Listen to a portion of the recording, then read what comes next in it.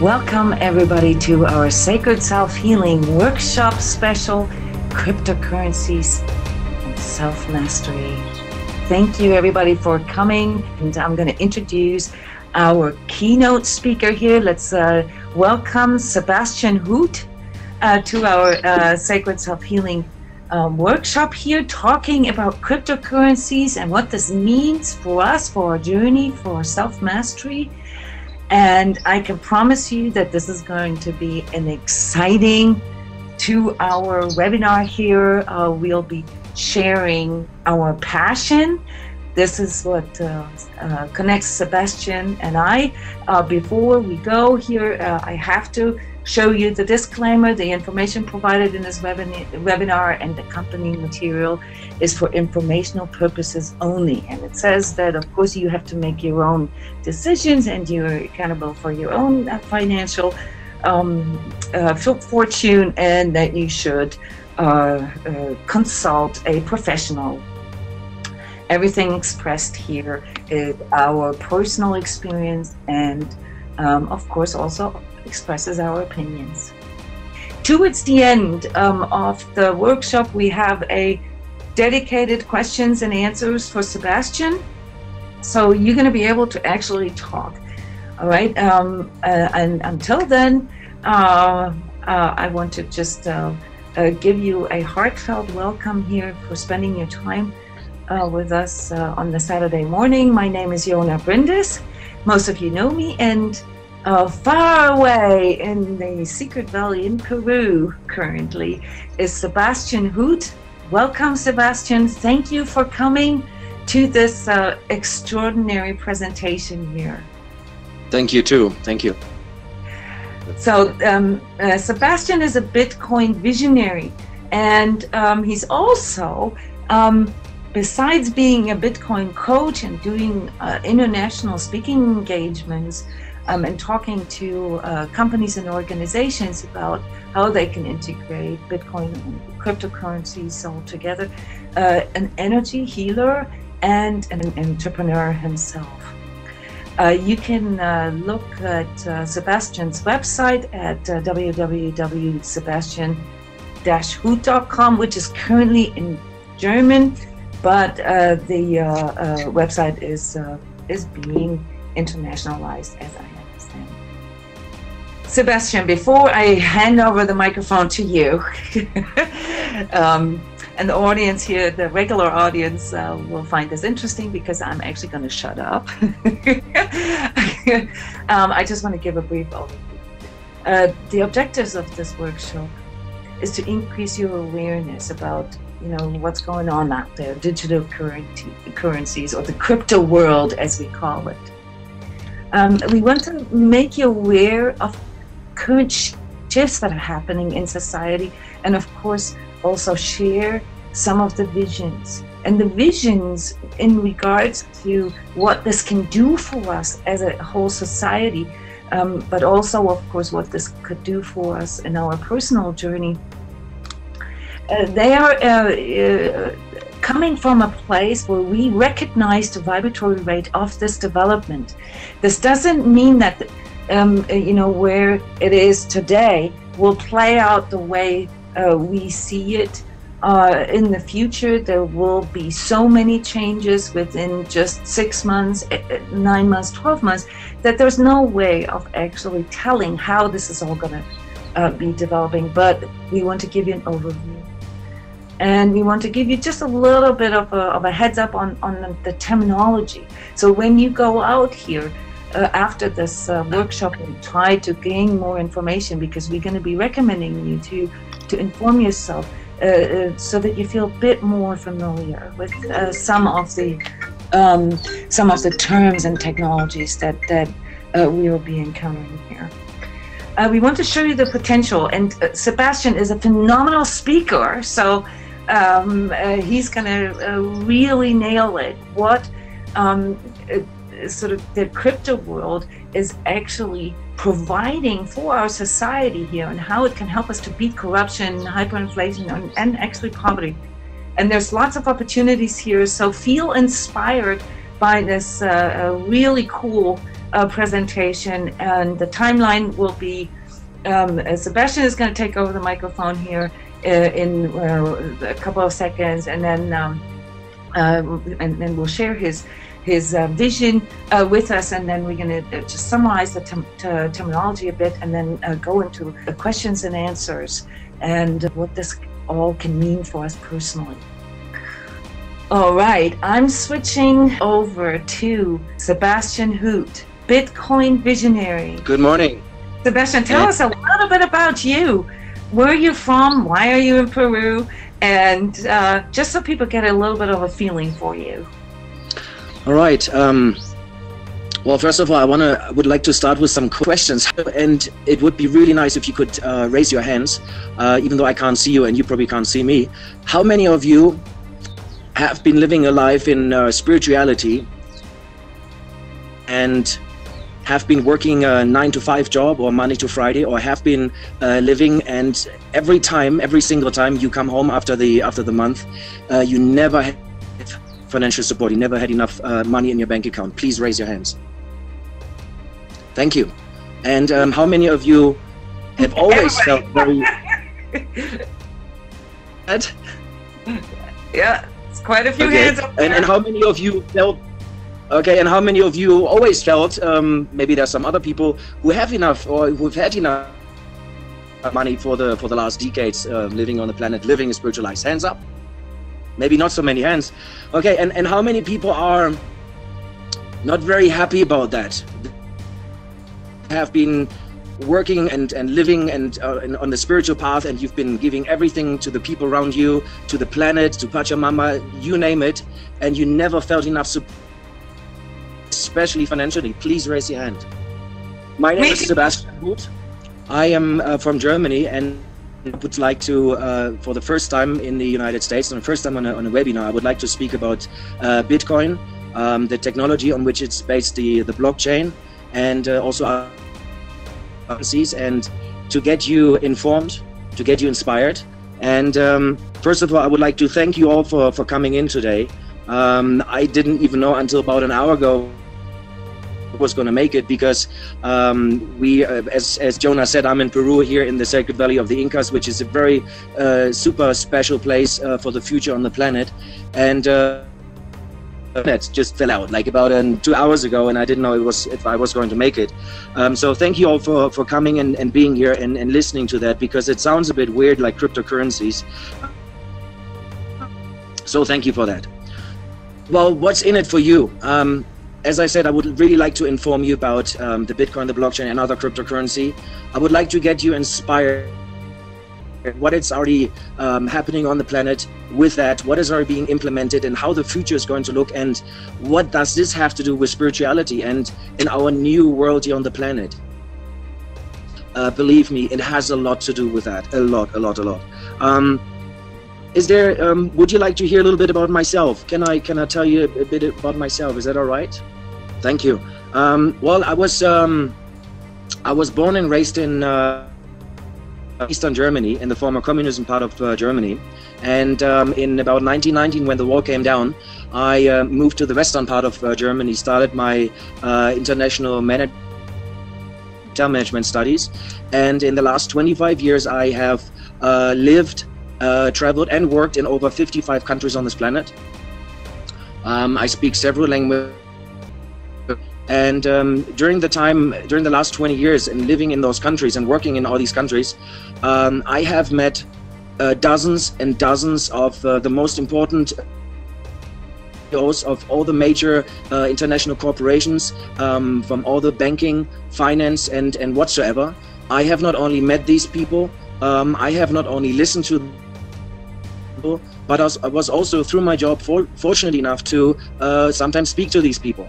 And that doesn't only include CEOs and head of states. I've spoken to most of the well-known entrepreneurs on the planet. I have met the major celebrities on the planet, and I've also met and spoken and listened to hundreds and hundreds of through the work that I do. With all these informations that I gathered over the last 20 years, especially in the last 10 years, I was able to draw a picture for myself about what's really going on the planet, in the sector of finance and banking. And beside the fact working in all these countries, I was also traveling a lot, and I have been giving spiritual. I don't really like the word spiritual. I gave workshops. Being true and being real, and opening up your hearts on the planet in I mean every single country, and from Moscow to St. Petersburg, from New York to from New Delhi to Berlin, you name it. And it's very strange because I was able to connect both worlds, and a lot of people always see the spiritual world as separate from the world of banking and finance.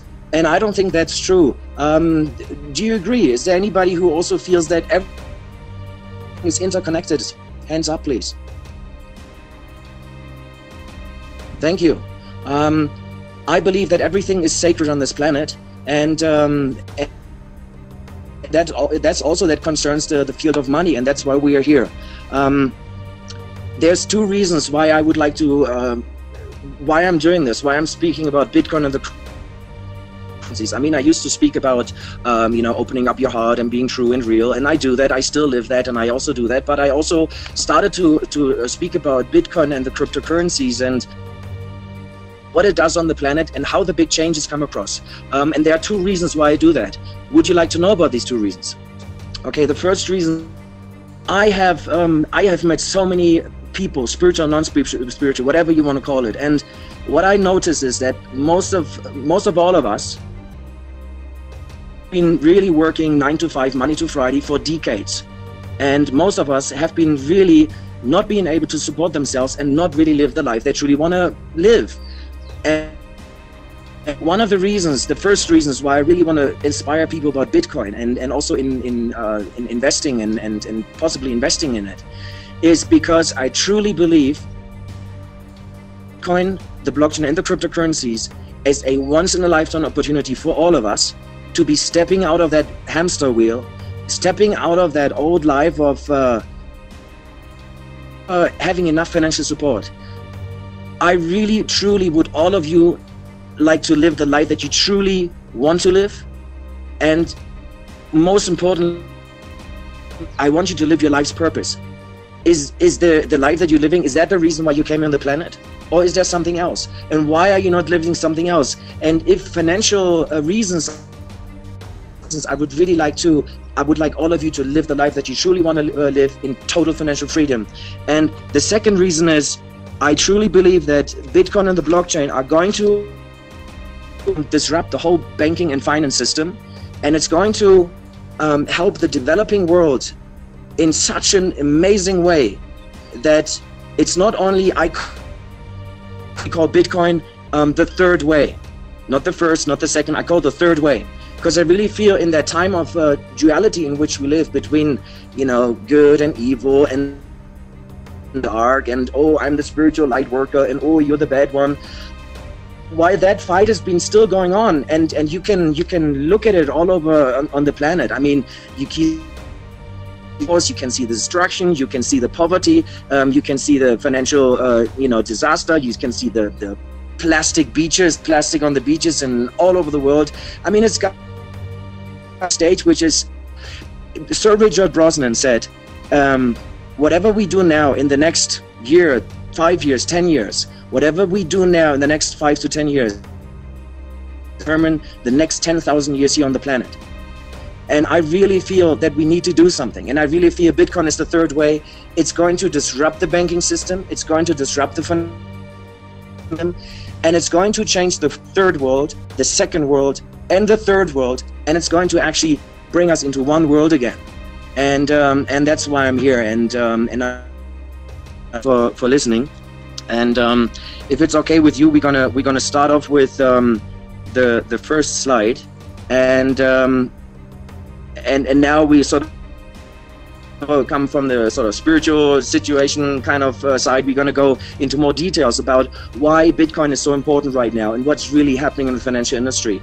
Well, first of all, the interest rates. I mean, it's not only the interest rates in the United States. The interest rates in the in Europe, in most of the G20 countries world, has been at a lowest rate since I don't know when. And did you know, or do you want to know when the last time we had such a low interest rates was, like, on the planet? Do you want to know when the last time was we had such low interest rates? Please raise your hand. Thank you. It was about 5,000 years. 5,000 years ago, we had such low interest rates. So what does it mean, and why is it such important? I mean, we all, like, for example, if you're trying to save some money and you go to the bank and you say, okay, I want to $10,000 or something, and what can I do with this? You are barely getting, I think the current interest rates in the United States is like 1.25% or something. In Europe is like 0.25. In Australia, New Zealand, it's everywhere the same. It's the lowest since 5,000 years. It never actually ever happened on the planet. We're in a time which is so unique since. And so if you have money on your account, you're not making anything. It's ridiculous. And the second things, if you look at the screen, is the second very factor why Bitcoin is so important is the inflation. If you look at the chart on the right, you can see the inflation of the United States in the last, what is it, like the last few months, and it's around 2 point something %. So if you are not only making losing money, or you're not only making money on your account, you actually every single month, or you're making very little, you're not getting anywhere. And one of the reasons why the Fed or the central banks around the world do that is because they have to support the government, they have to support the economy. And so they're keeping the interest rates low. So the banks are actually and are trying to get the people to spend, and actually nobody's really doing anything, and the economy is not really getting any better. And if you whatever you see on TV or something is right, then it's wrong, because the true state of the economy is very, very scary. And to be honest with you, from all the banking meetings that I was able to attend through my job, is the whole financial sector, the whole economy is hanging on is hanging really by a very small thin thread. So inflation is a big factor. The global war on cash. What's happening right now around the world, there are the first studies that came out, and countries like Sweden, and they started actually the cash out of society.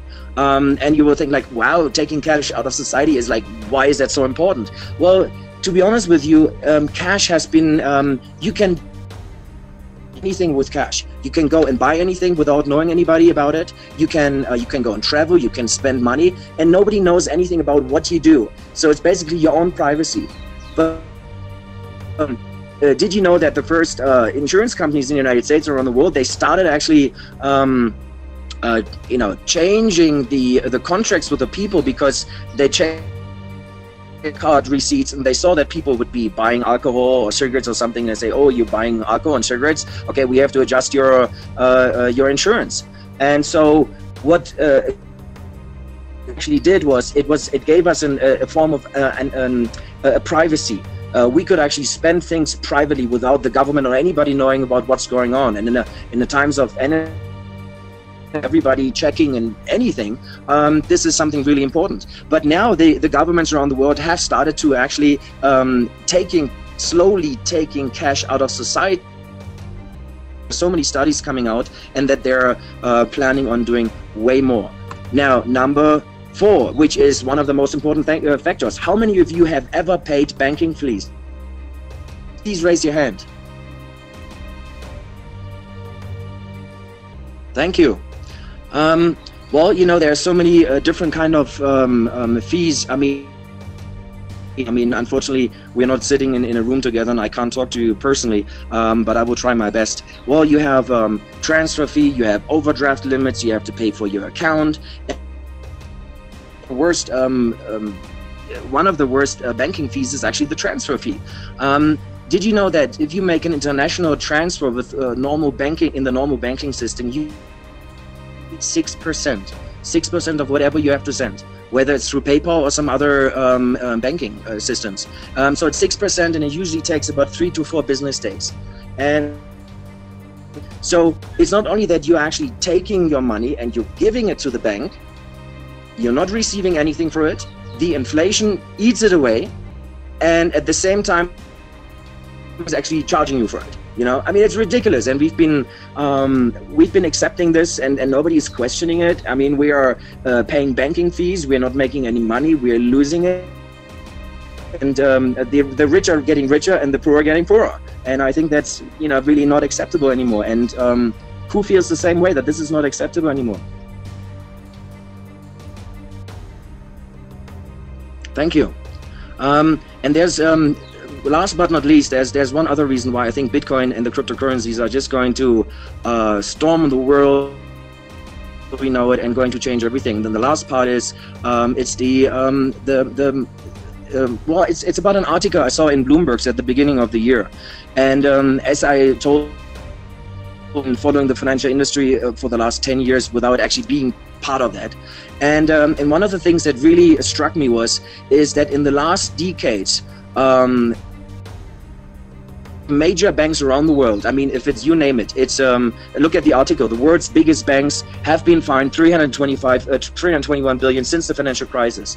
Now the financial crisis 2008 started off with Lehman Brothers and other banks. Now since then the biggest banks around the world have been fined with 321 billion, but you know, mistaken for the fact that that all the big banks, you name it, it's JP Morgan, Deutsche Bank, if it's Santander, it's all the biggest American banks, it's the biggest European banks, it's the biggest Chinese banks, it's the biggest, you name it, all the big banks have been manipulating the financial system for decades, if not systematically, and mark my word, have been manipulating hundreds and thousands of billions away from us, the people.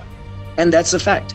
And being convicted for it, they were charged, they had to pay for it, and unfortunately they only had to pay 321 billion, because if they actually had to pay for what they actually manipulated away from us, they wouldn't be here. But since the you know, the forces behind the banks are so strong and you know, being covered by the politics and government, it's just crazy. So let me go to Bitcoin, and I would like to show you a video, and it takes about, I think, 4 or 5 minutes, that explains about why Bitcoin came into place, and let's go. What you've just witnessed is what looks like a standard financial transaction. Money was transferred electronically from one account to another. But while it appears like an ordinary bank transfer, it may perhaps be the most revolutionary technology you're likely to see in your lifetime. This technology is called Bitcoin.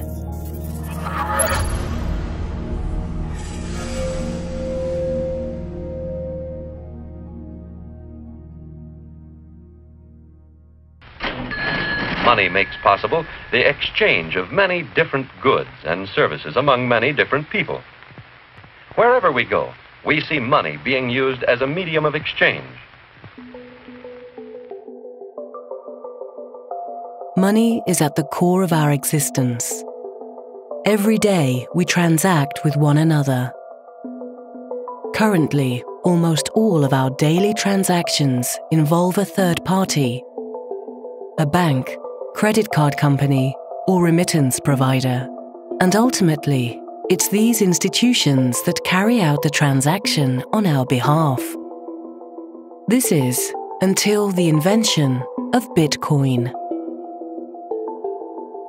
Bitcoin. Well, for starters, Bitcoin isn't actually a coin. Bitcoin is a new form of money, a currency that lives solely on the internet, one that some have even called magic internet money. I think part of the confusion is that Bitcoin is actually two different things. It's both a currency and a payment network. And we've never had one thing that's both of those at the same time. So the dollar is a currency, but it's not a payment network. PayPal and Visa are payment networks, but they're not currencies. Bitcoin is both of those things at the same time, but it has this other property, and that other property is that it can instantly be teleported anywhere in the world just like that, almost for free. And there's nothing that anybody can do to block these teleportations. There's nothing anybody can do to intercept these teleportations. And if you're careful about how you use Bitcoin, you can do these teleportations anonymously. So with Bitcoin, with a push of a button, you can pay anyone anywhere in the world or receive payment from anyone anywhere in the world. In the aftermath of the global financial crisis, an author using the pseudonym Satoshi Nakamoto posted a 9-page document onto an online forum. The document, titled Bitcoin, a peer-to-peer electronic cash system, would soon become the building block for what is today the first fully working concept of decentralized money. Tone Vase is a Wall Street veteran. A former VP at JP Morgan, he now spends his time studying and educating audiences about Bitcoin. Bitcoin is generally difficult to explain. You want to try and break it down as simple as you can. So the simplest way is basically, it's like a message. It's a digital message that you're passing. And when it comes to financial transactions, you hit the send button and you have an intermediary, the bank, that is moving money from one account to another. And this is the problem that Bitcoin solved. It was able to take something digital, and when you hit the send button, you're not actually sending a copy. You're actually sending a digital object. At its core, Bitcoin is basically a new monetary system. However, Bitcoin is unlike any other system we've seen in the past because it isn't centralized in one place. This decentralized nature of the Bitcoin platform is one of the things that make it so unique and world-changing. We're all familiar with PayPal or Visa or Bank of whatever. All of these traditional services that we're used to control who's allowed to have an account, who can send money from who, from what countries users can send money to other countries' users. With Bitcoin, there is no entity that's controlling any of that. There's just this software protocol that anyone can write software to interact with, and then anyone can install that software on their phone or on their computer. And once they have the software installed, they can now interact with anyone else, anywhere in the entire world that's also using the Bitcoin software.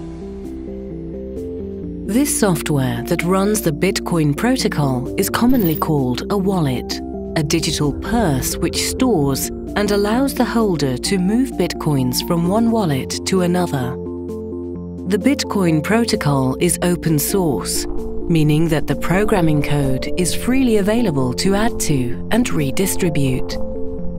In this way, similar to anyone being able to add a new website to the World Wide Web, programmers are able to add new products to the Bitcoin network.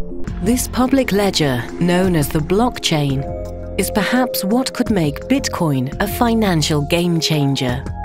Bitcoin is what is known as a cryptocurrency, meaning that it's a digital currency in which encryption is used to regulate the creation of new units and verify the transfer of funds. New Bitcoins come into existence through a process called mining. A miner is a person or entity who runs a very powerful computer in an effort to solve a complex mathematical puzzle known as a block. Some economists believe that the global financial crisis of the last decade was just a precursor to a much larger calamity. If this is the case, how will governments react in response to the next failure of our financial system? Unlike the current banking system, Bitcoin allows individuals to hold the private keys to their wealth. However, this also comes with the added responsibility of securing the Bitcoins. The advantages of Bitcoin continue to increase its popularity around the world. For the first time in history, Bitcoin now provides the entire world with a completely decentralized payment system. One where each individual holds the ownership and control of their own financial wealth. One where all users can transfer value and interact freely amongst each other instantly. What could the future of our world look like with such a revolutionary tool? The possibilities could be truly magical. Bitcoin is magic internet money.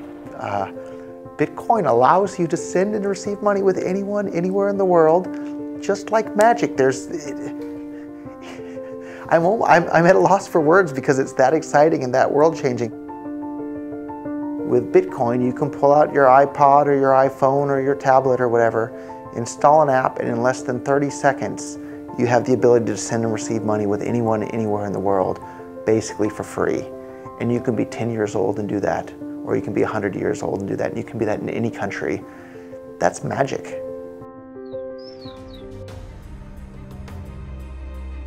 Yes, so a little video about Bitcoin and the blockchain. Now, let's remember what we said earlier, why Bitcoin was going to be so important, and business was the low interest rates. So, for example, if you are the solution to all of that would be the appreciation of value. I bought my first Bitcoins in 2013, March of 2013, at the rate of 66.99. And so far it has gained over, I think it's like 3,000 or 4,000%. I think it's even more. In the last, just in this year alone, I think it's Bitcoin grew by 200, 300, 400, 500% or something. So instead of bringing your money onto a bank account and not making it, you actually have a store of value that is increasing by time. The second point is no inflation. Bitcoin only has 21 million Bitcoins, and they cannot more.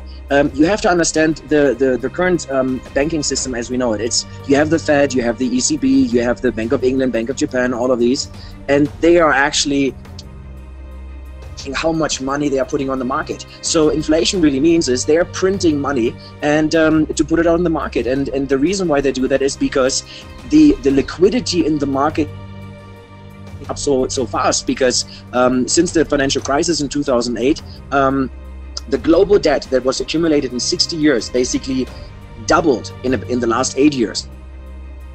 The central banks, they've just been trying to fight against it, and to do that is they're trying to put money into the market, and we're not talking about 10 billion. Oops, we lost you there, Sebastian. Are you still there? Okay. I'm just gonna fill in the gap here, Sebastian. We can't hear you at this very moment. There must be an internet connection issue. We've been having blips.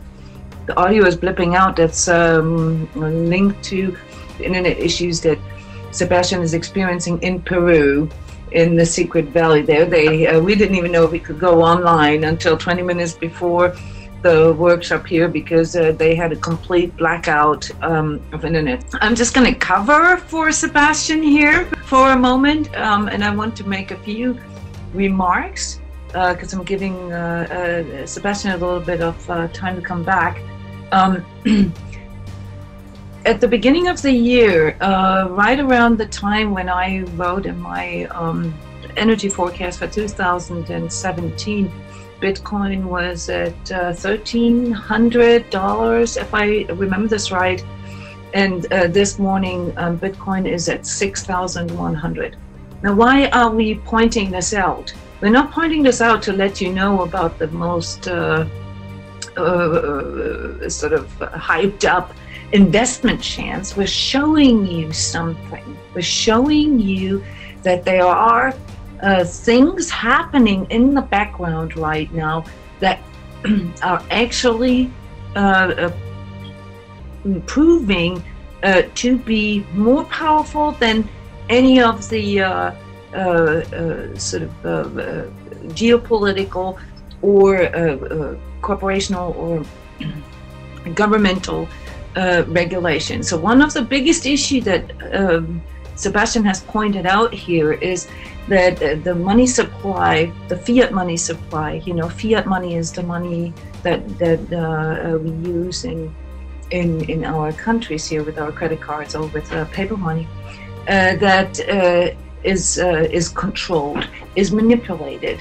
And the big difference with the fiat money versus digital currencies is that we are actually looking at a system that is open source, that is open for everybody, which means that there cannot be a control. Now, you may think that because it's all just software, well, who protects this whatever blockchain thingy from being hacked? There is no 100% protection, of course, but in the structure of itself is the key here. The structure of itself is kind of like, if you want to imagine it as like an alternative internet that is being produced in this new ecosystem, as we call it. So all these servers that are being held, at companies, at governments, at everywhere you have to log into an account, there's a server behind that stores your information, that stores your password, that stores your transactions, and it's not public. It's it's private to that organization, and we want it this way. However, the reason why we're thinking in terms of servers and centralized data is because there is it also gives us the opportunity to manipulate things. All right. What if the whole system would change into a system that cannot be manipulated from the outside, but has to be open for everybody? Now, this doesn't mean that people can see your bank account statements, or that they can see things that you don't want to give away. But what it means here, and this is actually the big point that both of us, Sebastian and I, try to make, is that there is a new sort of paradigm that is arising with the blockchain technology, and that is one that has to be based on trust. It has to be based on that everything is traceable, and this creates a new culture. And some of the people who are chiming into the controversy with digital currencies, who say, well, you can use this for black money, you can use this for, whatever, weapons trade or whatever, they are actually misunderstanding it. In fact, you cannot at all, because what this technology in conjunction with digital currencies provides is the ability to trace back every single transaction that has ever been made on this protocol.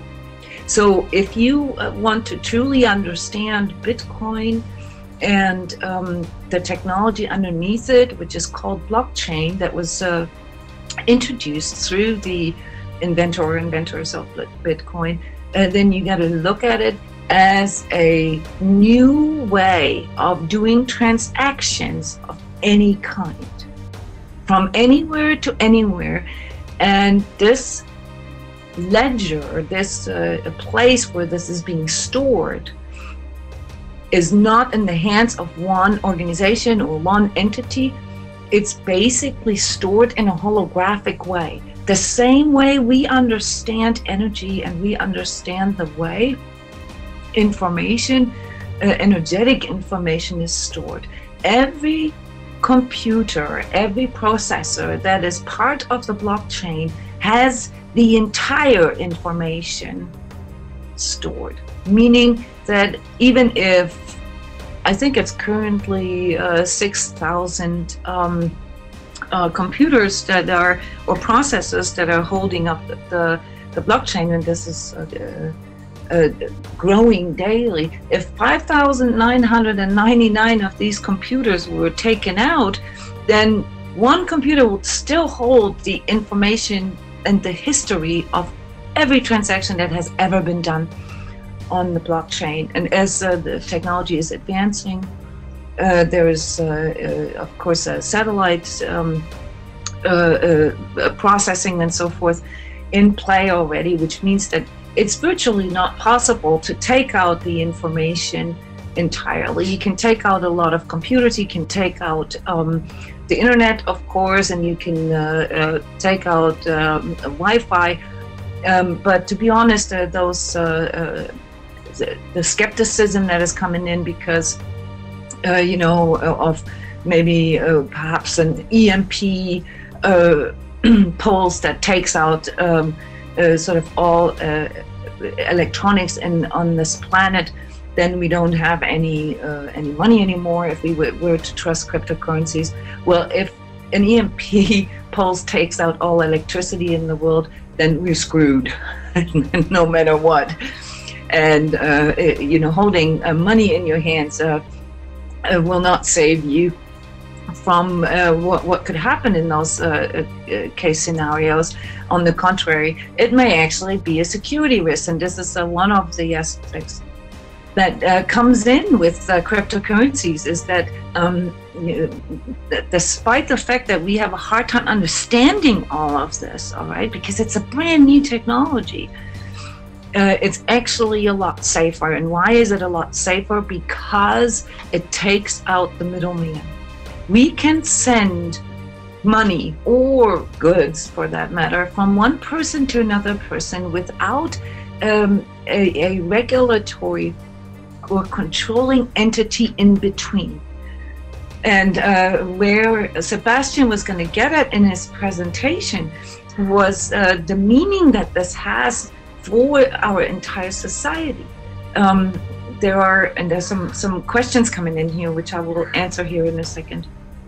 There are movements within help organizations throughout the world to accept and focus on digital currencies, because it's possible for people who donate to donate directly to the people in need.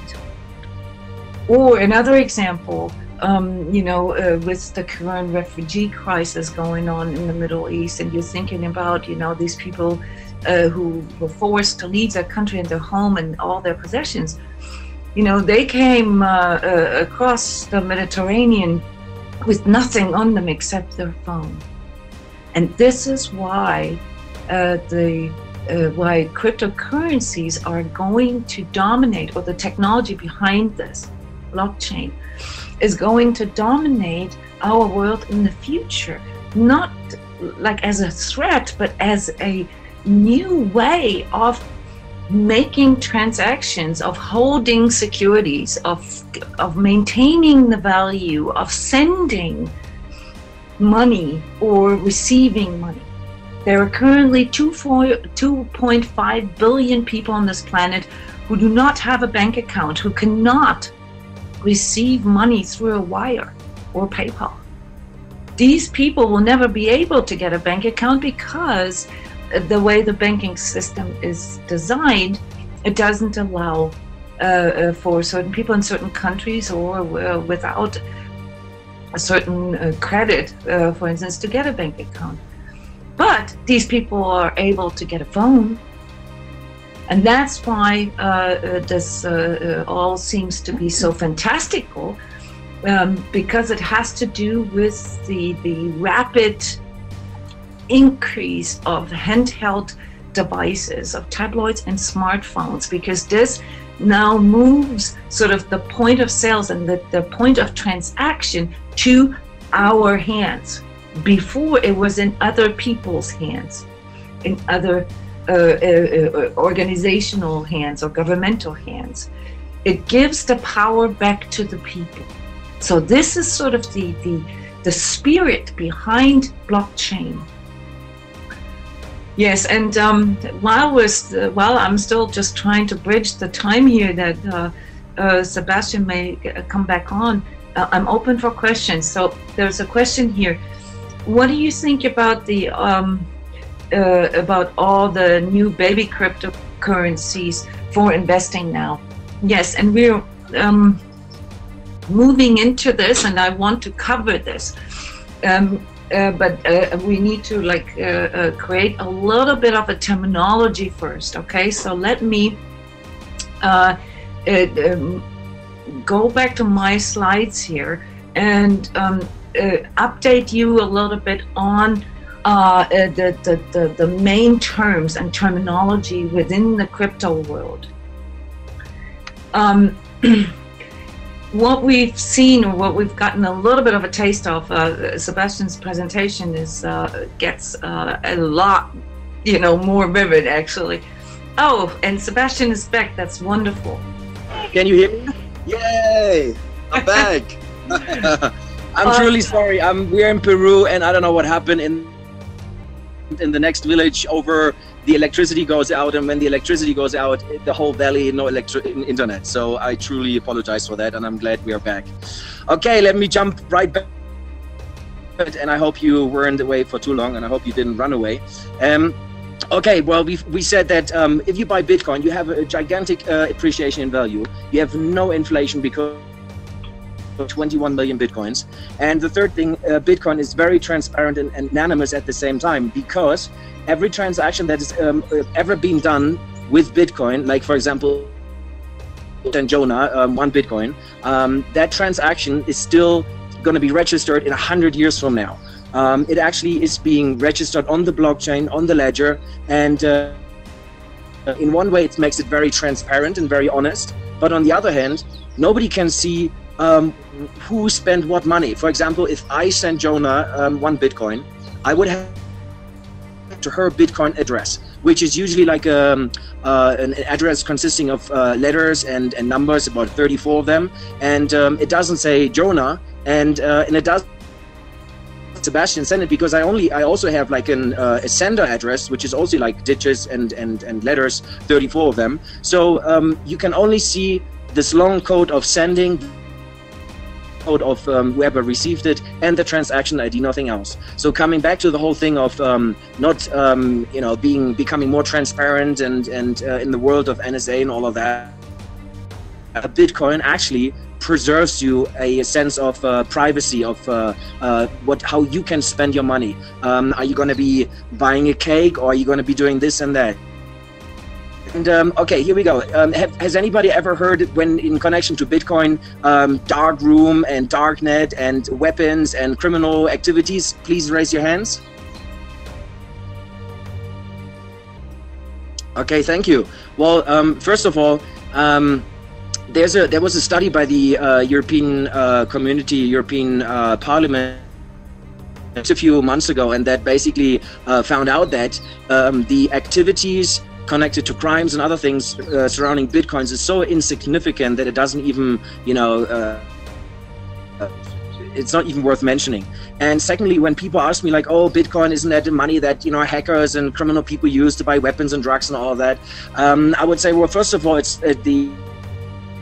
right now it's very insignificant, and secondly, criminal activities, drugs and weapons and prostitutions have been done for thousands and thousands of years, and they were paid with all payments, with gold and silver and salt, and yes, of course, with dollar and euros and all of that. But that doesn't make the dollar or the euro or gold and silver bad. People who do that. Okay, so but let me go back to the transparency. So Bitcoin keeps you a certain anonymity and a certain privacy about how you spend your money. Okay, the number 4 thing is, we said the banks are charging like endless amounts of fees for all sorts of crazy things. With Bitcoin, you are paying very, very little fees. Now give you a very important example why this is very important. Imagine you sending, okay, I'm sitting here in Peru in the Sacred Valley of the Incas, and I'm sending about $2 to Jona to Denver. And usually that transaction would take about 3, 4, 5 business days, and it would be charged with about 6% of a transfer. Now, 6% of 10,000 is about $600 US. Okay, so that's a lot of money to send $10,000, isn't it? I mean, it's crazy. But let us like a little level higher. Imagine you're like an entrepreneur, you just founded a company and you really have to make this really important business deal. And again, you're sending money, say from Denver to Munich, Germany. Send $1 million US. Now, if you have to, it also takes about 3, 4, 5 business days if the bank actually has it, and then you have to pay 6% in fees. So with $1 million US, about 60,000 US dollars. Now with Bitcoin, you pay about, I don't know, like $2, $3, $4, $5 with the same amount, you know, and for some, it's about 3, 4, 5 business days with a normal bank and charges you $60,000. I think $5 is not bad, and actually it gets there within 10 minutes. I mean, isn't that great? I mean, if you think that's great, your hands. Thank you. I mean, that's really cool. So with Bitcoin, you don't need a third party anymore, and that's what the whole cool system is about. The blockchain is actually doing all the transactions, and the blockchain is checking whether you have enough money on your account, and it's doing all of that. So very little fees. And last but not least, if you look at the presentation, it's the no manipulation through authorities. And as we said before, and you know, you can read it everywhere. It's a fact. Everybody about it, but the normal people like us, you know, we don't know about it. You know, well, now you know. And it's the major banks around the planet have been manipulating us for hundreds of centuries, and trillions and trillions of US dollars. Now with the Bitcoin and the blockchain network and other cryptocurrencies, most of the other cryptocurrencies, you cannot manipulate. It's like the bank or the government can't jump in and say, okay, I'm going to close down the Bitcoin building. I'm going to close down the Bitcoin headquarters in Lima, Peru. I'm going to close down the whatever and that. It doesn't work that way. Bitcoin doesn't even need internet to function, you know. And even if you destroy all computers around the world, and in 200 years from somebody will find an old Apple laptop on which the blockchain is on, you can actually redo the whole blockchain system around the world. And so no governments can no government can manipulate it. And it's not only the governments, but it's like, for example, the United Nations, they're using the Bitcoin, the blockchain system to actually transfer the humanitarian help, we will come to that a little later, from whatever, New York or other places, to places in Africa or Asia. And no middleman can steal money away anymore, because it's simply not possible. And why this is not possible, I will show you in a moment. So appreciation in value like crazy, over 1,000% since I got in, and it's, believe me, it's going to go way more up. No inflation, because there's only 21 million bitcoins. It's very transparent and yet anonymous. Very little fees, and no through the authorities, because it's a decentralized network. There's a little summary of what is Bitcoin really about. It was written in 2008. It was written by a synonym called Satoshi Nakamoto. It sounds very Japanese. Nobody knows if it's a man or woman or a group of people. It doesn't matter.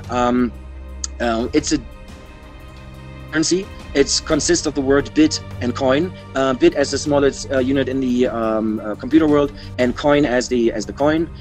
It's decentral. It's a key. Decentral. And I would like you to write down this word, and this is key to the whole thing. It's decentral. It's not a central bank who distributes the money and how high are the interest rates and how low and how much money is in circulation. It's a decentralized system, and it's a software. Bitcoin is a software, and it's distributed over thousands and thousands of computers all over the world. So, which means nobody can just take down one computer. It would have to find out the locations of thousands. I think it's even the other night, it was like 1 million or something. It's simply not possible. And there are people who have tried to shut it down, tried to hack it for the last 9 years, and everybody has failed. And it's unbelievable. Bitcoin has only 21 million bitcoins at the moment. There are only about 16.5 million bitcoins in existence.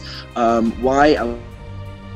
Later. Bitcoin is a gigantic stored value. They call it gold 2.0. They call it the gold of the internet, and it's actually better than gold, because you don't have to. You carry gold or silver around with you over a border. It's simply not possible. Whereas with Bitcoin, you don't have to be in the same place. You can just send it around the world no matter where you are. It's a peer-to-peer payment. That's also a very key. It's if people ask you like, oh, there's nothing behind Bitcoin, it's a digital currency, nobody can see it and all that, blah, blah, blah. At the end of the day, people don't realize payment system. So actually, we don't really need a bank anymore, because we become our own bank. You will be able to have if you decide to go into Bitcoin and cryptocurrency, I don't know, you will be actually to be able to have your own bank account in your mobile phone. You will be able to do all your banking from your computer around the world. You could actually load your Bitcoins on a small,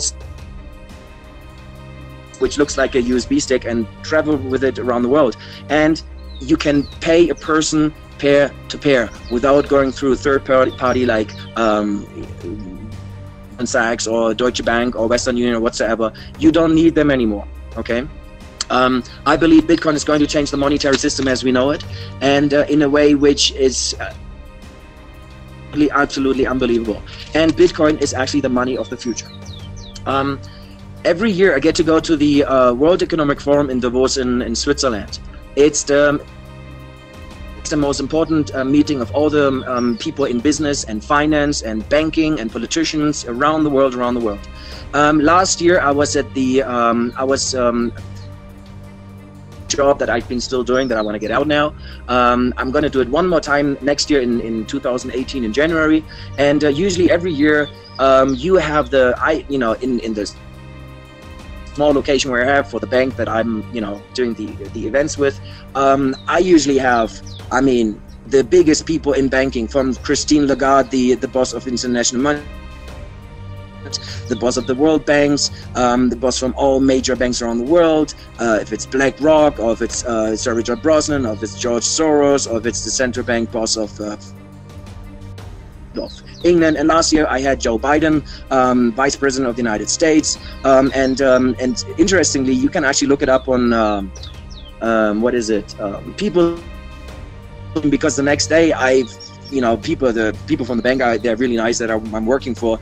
They told me, "Oh, you're in People's Magazine," and I was on a photo with the Joe Biden and George Clooney and Mahal Clooney and Tina Brown of the Newsweek magazine and the CEO of the Credit Suisse Bank, and I happened to be on the photo that went around the world millions of times. And so during these meetings, you get to know and get to listen to what's really going on. Really going on. And for the last 2 years, I keep hearing Bitcoin blockchain, Bitcoin blockchain. And one of the guys who was on stage, central bank boss of England and Switzerland, was David Wenig. And David Wenig, he's the CEO of eBay. And somebody in the audience asked him, I think it was like this professor of some university of the United States, asked him, so where do you see Bitcoin and other cryptocurrencies in the next 2 to 5 years compared to all other payment systems? And I will never forget that, because I'll put it down for you. He said, Bitcoin is going to swallow everything. And I want to repeat it, Bitcoin is going to swallow everything, and I truly believe that. And during one of the breaks, I normally don't do that, I don't go to, but I grabbed him and I said, Mr. Wenig, so when is eBay going to start implementing Bitcoin and you're going to be able to pay with it? And he said, we are working on it. And we had a short chit chat. He asked me, so do you? And I said, yes, I got it in 2013. He was like, oh, wow, that's early. I said, yes, it is. And he was pretty cool about it. So the reason why I'm showing you this is because it's not Bitcoin is a currency, a thing that's in the dark rooms, or for nerds or hackers or whatever around the world. It's actually a big, big, big deal. And the other day I was making there's about 20 million Bitcoin wallets. A wallet is the name for like a Bitcoin account. So which means right now, if you take all the children around the world out of the abbreviation, you have about 0.3% of the adult world population knows about Bitcoin. 0.3%. And yet at the same time, which is very, very interesting, is all the major corporate, all the big banks and all the central banks, they not only know about it, but they're trying to jump on the express train. And they're trying to use Bitcoin, of course, because they know they're losing the power. That's the interesting thing about it. So for example, next slide, there's a town in Switzerland. You can actually pay, you can already pay your taxes, your electricity and your bill with Bitcoins. And Switzerland has become like a gigantic Bitcoin hub. There's about 4,000 train stations in Switzerland. You can pay with Bitcoin. You can get your train tickets right there pay with Bitcoins. And in these machines, you also actually have Bitcoin ATMs where you can get Bitcoin you can put in money and put it on your Bitcoin accounts. Over 4,000 of them. And then you have, Japan. Now Japan legalized Bitcoin in, Japan legalized Bitcoin on April 1st this year. And I have to tell you, Japan is just one of the craziest nations around Bitcoin and cryptocurrencies right now, because it's supported by the governments, licensing now exchanges, and they're licensing like crazy, and we're having hundreds of thousands of new Bitcoin accepting places, bars, cafes, some of the biggest retail stores in the country, some airlines and travel agencies. I mean, really big. Japan is really and it's absolutely amazing. Now you can basically put it together to that Bitcoin is just being used in many around the world. I give you a little summary on this later, but now I want to come to the technology which is called the blockchain. And it's not only Bitcoin, why Bitcoin is so important and why you can actually become financially free and live the life that you truly want to know and want to live. It's about the blockchain technology. That blockchain technology is so amazing, and I'll give you a little video about it. Only like 4 minutes or so, and then you will know much more about the blockchain. Okay, here we go. Modern technology allows people to communicate directly. Voice and video calls, emails, pictures and instant messages travel directly from A to B, maintaining trust between individuals no matter how far apart they are. When it comes to money, people have to trust a third party to be able to complete a transaction. Blockchain technology is challenging the status quo in a radical way. By using math and cryptography, blockchain provides an open, decentralized database of any transaction involving value, money, goods, property, work, or even votes, creating a record whose authenticity can be verified by the entire community. The future global economy will move towards one of distributed property and trust, where anyone with access to the internet can get involved in blockchain-based transactions, and third-party trust organizations may no longer be necessary. The uses of blockchain technology are endless. Some expect that in less than 10 years it will be used to collect taxes. It will make it easier for immigrants to send money back to countries where access to financial institutions is limited. Financial fraud will be significantly reduced, as every transaction will be recorded on a public and distributed ledger, which will be accessible by anyone who has an internet connection. Think of it as wills and contracts that execute themselves, or dated proof of existence for ideas, much like a patent.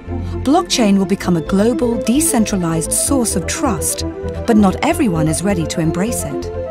A huge proportion of trust services, from banking to notaries, will face challenges on price, volume, and in some cases, their very survival. Public authorities could find it more and more difficult to enforce traditional financial regulations due to the new possibilities offered by the Bitcoin network to bypass traditional financial intermediaries. Unimagined new networks will evolve to meet society's needs more cheaply and potentially more securely.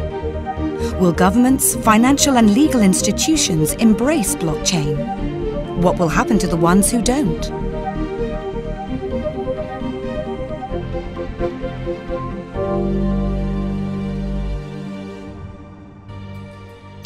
And if you think that the blockchain is still some future technology that nobody knows about, that nobody works with, it's a huge deal. I mean, JP Morgan, Santander, they're joining the Ethereum blockchain group.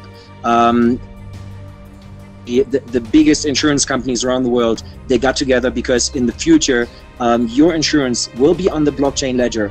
It will be faster, it will be fairer, it will be more secure, and just amazing. So look at the picture on the right. It's like the Alliance, which is the biggest insurance company in the world. It's the Generali, it's the Hannover, it's the Zurich. These are some of the biggest of European and world-wide insurance companies in the world. So they are already working with it.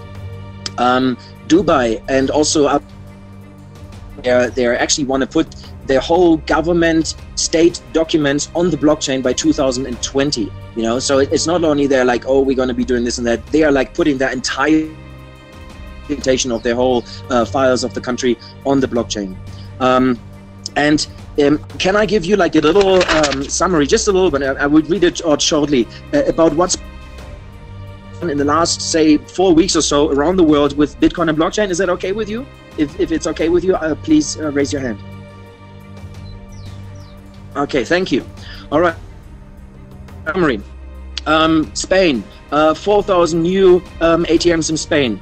Sweden is going to put their land registry on the blockchain. England, 5,000 new ATMs.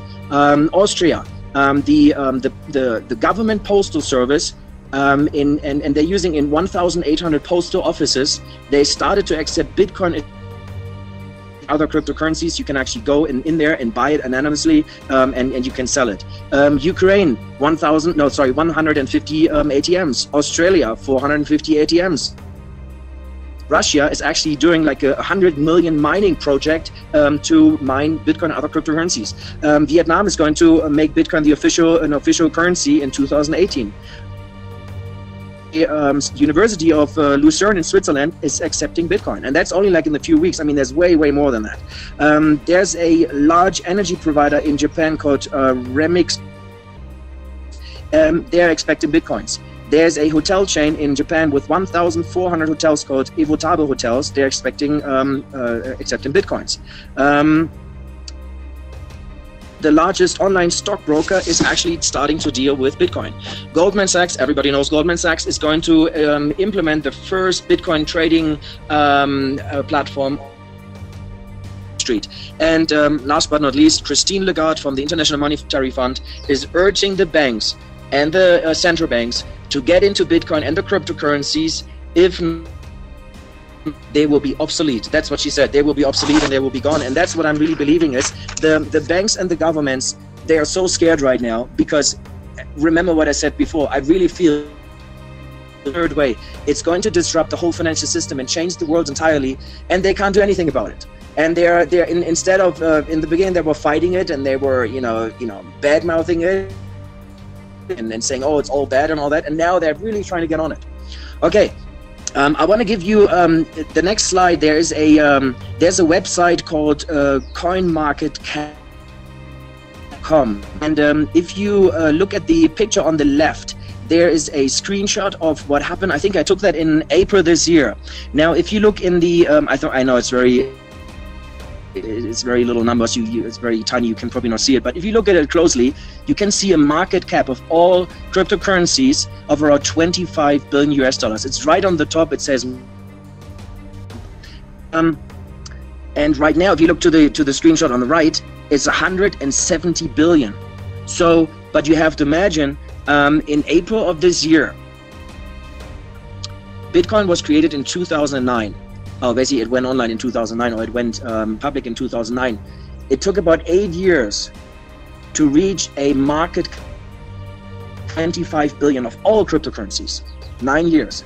And then within a short period of time, like only a few months, it went from 25 to over 170 billion.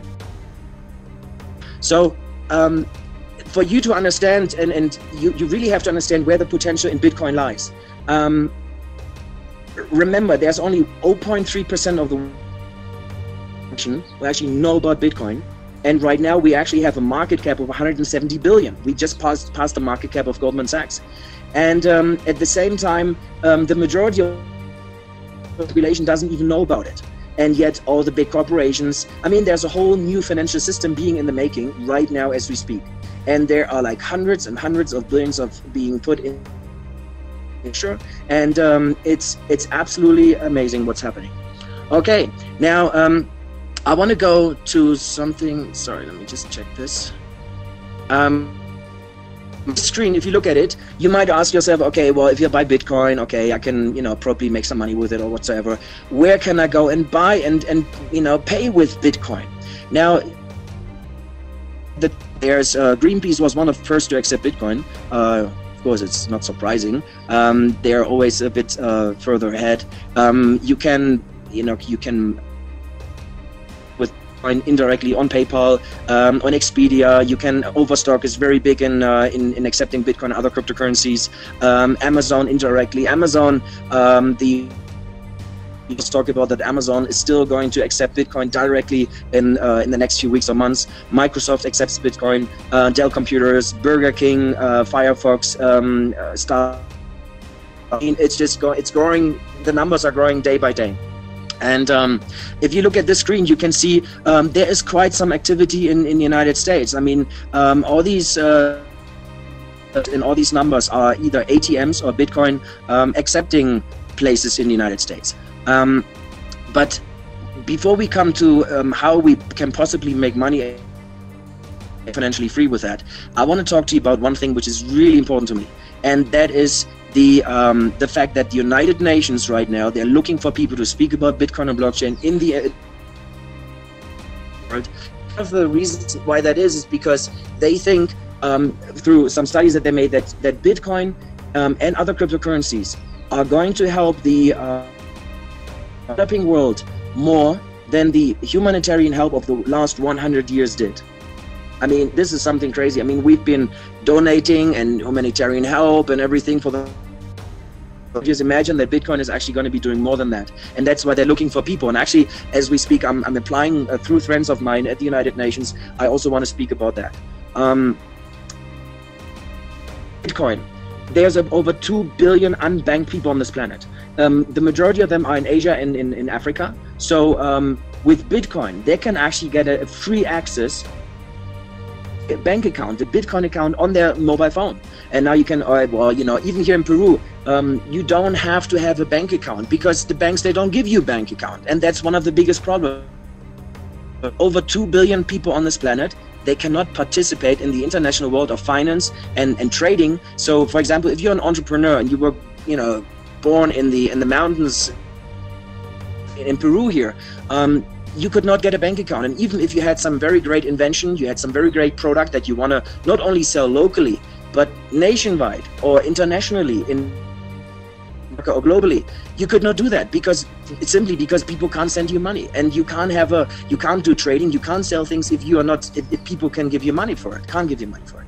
So billion unbanked people will be given a bank account in the future, and with that, that's going to do more for them than the humanitarian help, because they will for the first time actually to be able to grow themselves through business and through finance, which is very important.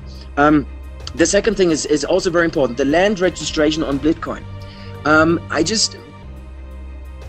About this example here in Peru, and I heard it in many other places. It happened millions and millions of times over the last decades.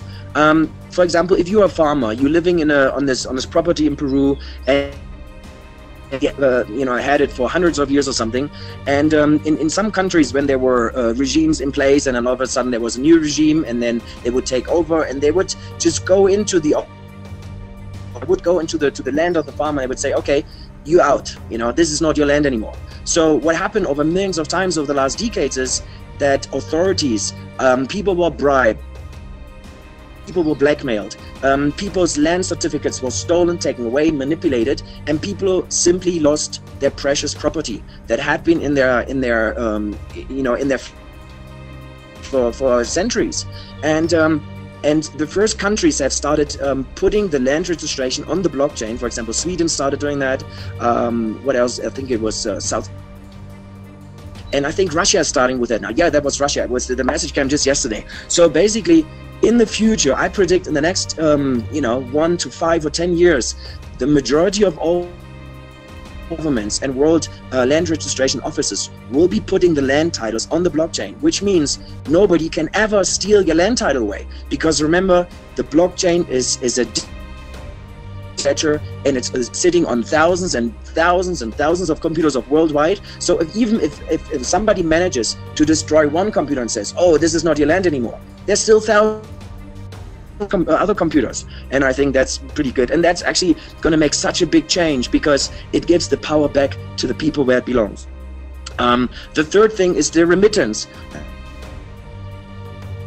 Go back to a few more slides here. The remittance. If you look at the picture right now, you can see streams of money going from one place to another place. It could be, for example, Mexican people living in the United States and sending money home to their families in Mexico. It could be people in India living in Australia and sending their money home to India. It could be Turkish people living in Germany and sending their poor families in Turkey. So these people, most of the time, they're going to these countries for the only fact because they want to support their poor families in their countries. And a really cool example of how shocking it is. So, and for you to understand where the journey goes, there's the story of this young woman from the Philippines. She works in Australia. I forgot how much she makes, maybe 500 or maybe 1,000 per month. I don't know. But what happened was, she would every month she would take that money and she would send it home to her mother in the Philippines. And her mother lives in a really remote area. And it would take her about a week to get down from her village into the next city, and from her daughter, from the transfer, her always go through Western Union, because remember, she doesn't have a bank account. They don't get a bank account. Most of the banks, they don't give you a bank account. So she would go to Western Union, and Western Union, I mean, they're charging between 15 and 20%. I mean, it's ridiculous. These are such criminals. They are charging 20%, and people use it because they don't have an alternative yet. This young woman, she would pay every month, say she would send $1,000 to her mother, and only $800 would get there, and that whole transfer would take 46 days. I mean, that's so ridiculous. And with now she's using Bitcoin, it takes about 10 minutes until her mother gets it. There are exchanging companies emerging all over the world, especially in Africa and Asia, that phone companies actually work together with Bitcoin payment transmitters, so or remittance companies. So her mother actually would be receiving her Bitcoins on her phone within 10 minutes on a mobile phone, and she would go to the what is it, the phone provider, and they would actually give her cash for it. Okay, so I mean, even that is crazy. And if you understand the numbers, there's about 150 million people who are sending 100 billion US dollars every day. Now, Bitcoin has about a market cap itself of 100 billion right now. So all cryptocurrencies together, 170 billion. So imagine if 600 million people, if you would ask them, okay, you have a choice. Do you want to still send your money with Western MoneyGram, and you still want to pay your 20% and it takes about a month to get there? Or do you want to try using Bitcoin, even if it's only once, and see what the difference is? It only takes 10 minutes and you only $. Tell me one person who wouldn't do that. And I mean, right now, I mean, there's this, I don't know, have you ever heard about this, the story about the hundreds monkey effect? There's this island somewhere in the Southeast Asia. There's a big island. There are several populations of monkeys living there. One population of monkeys somebody started showing them how to wash potatoes, wild potatoes. So these monkeys, they would, you know, they would eat the potatoes. They would see the difference. They would really like it, and then all of a sudden, the in that population actually knew how to do it. They would wash their potatoes because it's much nicer, because somebody showed them. But then what the scientists found out is that on other remote monkeys on the same island that had no contact with these monkeys, all of a sudden they would be also starting to wash their potatoes. And not only that, but also on other islands, because sometimes you think, oh, maybe one monkey back out and he ran over to the other island and don't tell me stories and he told the other ones. No, but there are other islands and they also started doing the same thing. And it's called the hundreds monkey effect. If we look at it from the scientific point of view, they're talking about, for example, if there's a population in say like a village or something, or a population in a country, if 10% of a country understands a certain situation, a certain truth, a certain something, and if it crosses through the % of that population, then it goes into mainstream, and this is when everybody knows about it. All of a sudden, everybody accepts this, and everybody thinks it's okay. It's about 10%. We are living, we are less than these 10%, and I think the next 6 months, the next year is so critical, because I believe that in the next 1-2 years, we're actually going to pass 0.3% of the world's population knowing about Bitcoin and cryptocurrencies, it's going to pass through the 10%. And what it does with the price of Bitcoin, and also remember of how you make money with it, it's just absolutely unbelievable, phenomenal. Okay, where are we? Okay, so let's talk about, okay, actually make money with Bitcoin and cryptocurrencies. Would you like to hear about that? About how to make money and become financially independent and live the life that you truly always wanted to live? Please raise your hands. Yay! Okay, if you look at the chart on the left, that's the increase of value of Bitcoin in the last 6, 7, 8, 9 years or something, over 3,000%. Look at the chart on the left. That's the chart, I think it was from a few days ago. Bitcoin went up 100. Oh, let's see how this is. Can't really, oh, sorry. Move this over here. Sorry. Here it is. Bitcoin moved up about 3-point-something%. I think in the last day over 8%, and then in the last few days it went up 7.5%. Oh, sorry.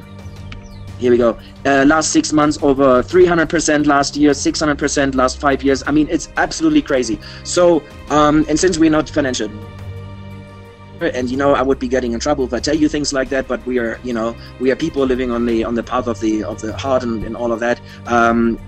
But I really personally feel that going on way more. And the next thing is, so what you do is, sorry, I have to move this over here. So the one thing is, you can just buy Bitcoins, let them in your account on your Bitcoin wallet, and just wait.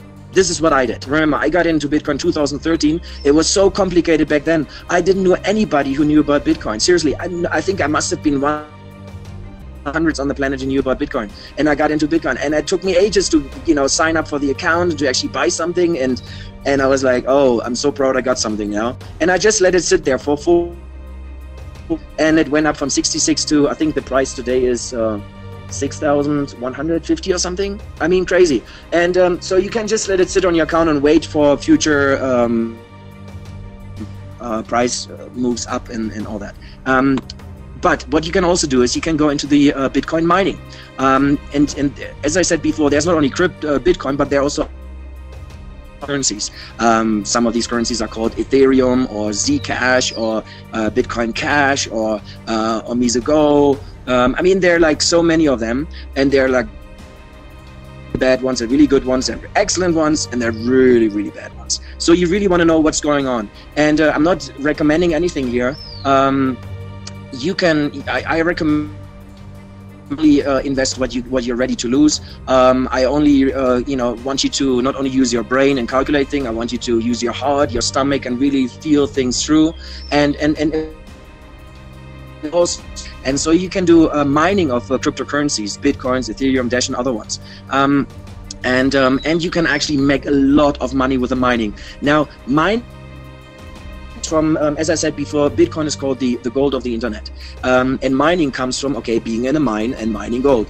And it's, remember when we said before, every time somebody sends a transaction around the world, send one Bitcoin to the other, peer to peer, there's no bank.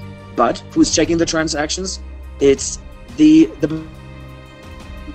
it's the miners. The miners are individuals or big companies. They actually own computers and processors, okay? And you can have them in your home. You can have, I mean, I know people who have their mining machines in their basements. I know there are like big mining farms. These are gigantic warehouse stores in places like Iceland, and big companies share these facilities, and they're making a lot of money of it, because you need the mining facilities. You need the miners to verify the transactions. They are making sure that nobody manipulates. They're making sure that everybody gets the right amount and all of that. That's the miners. Now you could ask yourself, okay, you're happy, you want to be contributing to the Bitcoin network, you want to be a miner. Now, what do you need for mining? You need a computer, which costs a lot of money, and you need electricity. Actually, you need also cooling, because ever had your computer run for a long time, it gets really hot. Now imagine you're in one of those facilities, they get really, really hot, so they need cooling systems. And that's why they're using, most of the time or many times, they're using places that have very cheap technology, very cheap electricity, because they not only need the electricity for the computers to run, but also they need electricity to cool down the computers, okay? You can ask yourself, why would all these miners build factories in Iceland, pay a lot of money for electricity and all of that? One of the reasons is that because they're getting a small percentage of the infrastructure of all of that that's happening. That's called mining. So the miners get some small percentage of the trading fees of the Bitcoin network. Is a major part of the Bitcoin network, and there are companies out there you can actually get like a monthly mining thing of about 12 point something percent plus the rise in Bitcoin. I mean, it's really, really insane. And I know some really good companies. I will tell you about it later. One of them is called Plan C. You can for example, you're making a return of 12-13% per month. You have a return in like 6 or 7 months or something. Plus you have the rise of Bitcoin. It's really amazing. You can also do that with Bitcoin, Ethereum, other cryptocurrencies, and all of that. So one more thing is you can do trading. You can trade with companies on fixed rates. You can register with companies and who do trading of Bitcoins and other cryptocurrencies. So there are actually people sitting there and they're trading, going with the charts and see, okay, now it should be going down, they sell, now it should be going up, they buy. And you can also do the self-trading. I wouldn't recommend the self-trading because you really have to be very knowledgeable about it, and it's very easy to lose a lot of money in it. I've done it myself. I wouldn't but I'm just putting some infos out there what you can do. You can also do investments into payment systems. Imagine there's a whole new infrastructure of payment systems coming along, and not only payment systems, like the whole new infrastructure of new financial systems. These are very young startup companies, some good, some bad, some really bad, some really, really good. And I'm in a Bitcoin club in Munich, Germany. We are spreading all over Europe right now. It's one of the coolest, most informed, most serious, and most professional Bitcoin clubs in the world at the moment. And are sharing the latest informations about what's going on in the crypto world, who is doing this, who's doing what, and where you can go and invest. I mean, it's unbelievable. So there are payment systems. You can go into mining pools, you can go into startup investments, which are called ICOs, initial coin offerings. It's like startup companies doing crowdfundings, and you can, and there are so many companies coming on the market. It's basically, right now, you could be taking part in a coin offering of something that's going to be the next Facebook, or something that's going to be the next Google. Amazon. I mean, really, these companies are going to be gigantic because they are all on the blockchain. They are not manipulated. It's absolutely crazy. And yes, you can also earn money with commissions and all of that. And yeah, here's a good thing of some really cool people who talked about Bitcoin. For example, Bill Gates said, I think Bitcoin is a Tour de France, but he also said Bitcoin is better than money. Peter Thiel down here on the left, he's the founder of co-founder of PayPal.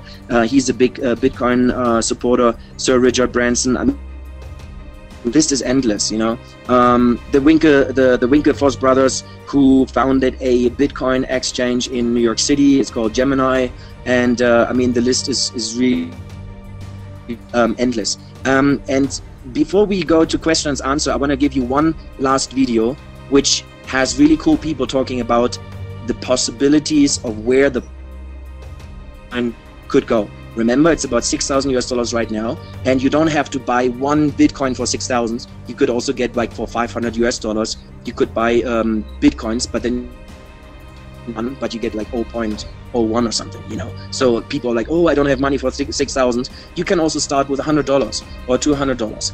And but let me show you. Bitcoin and things like it is the equivalent of the red pill.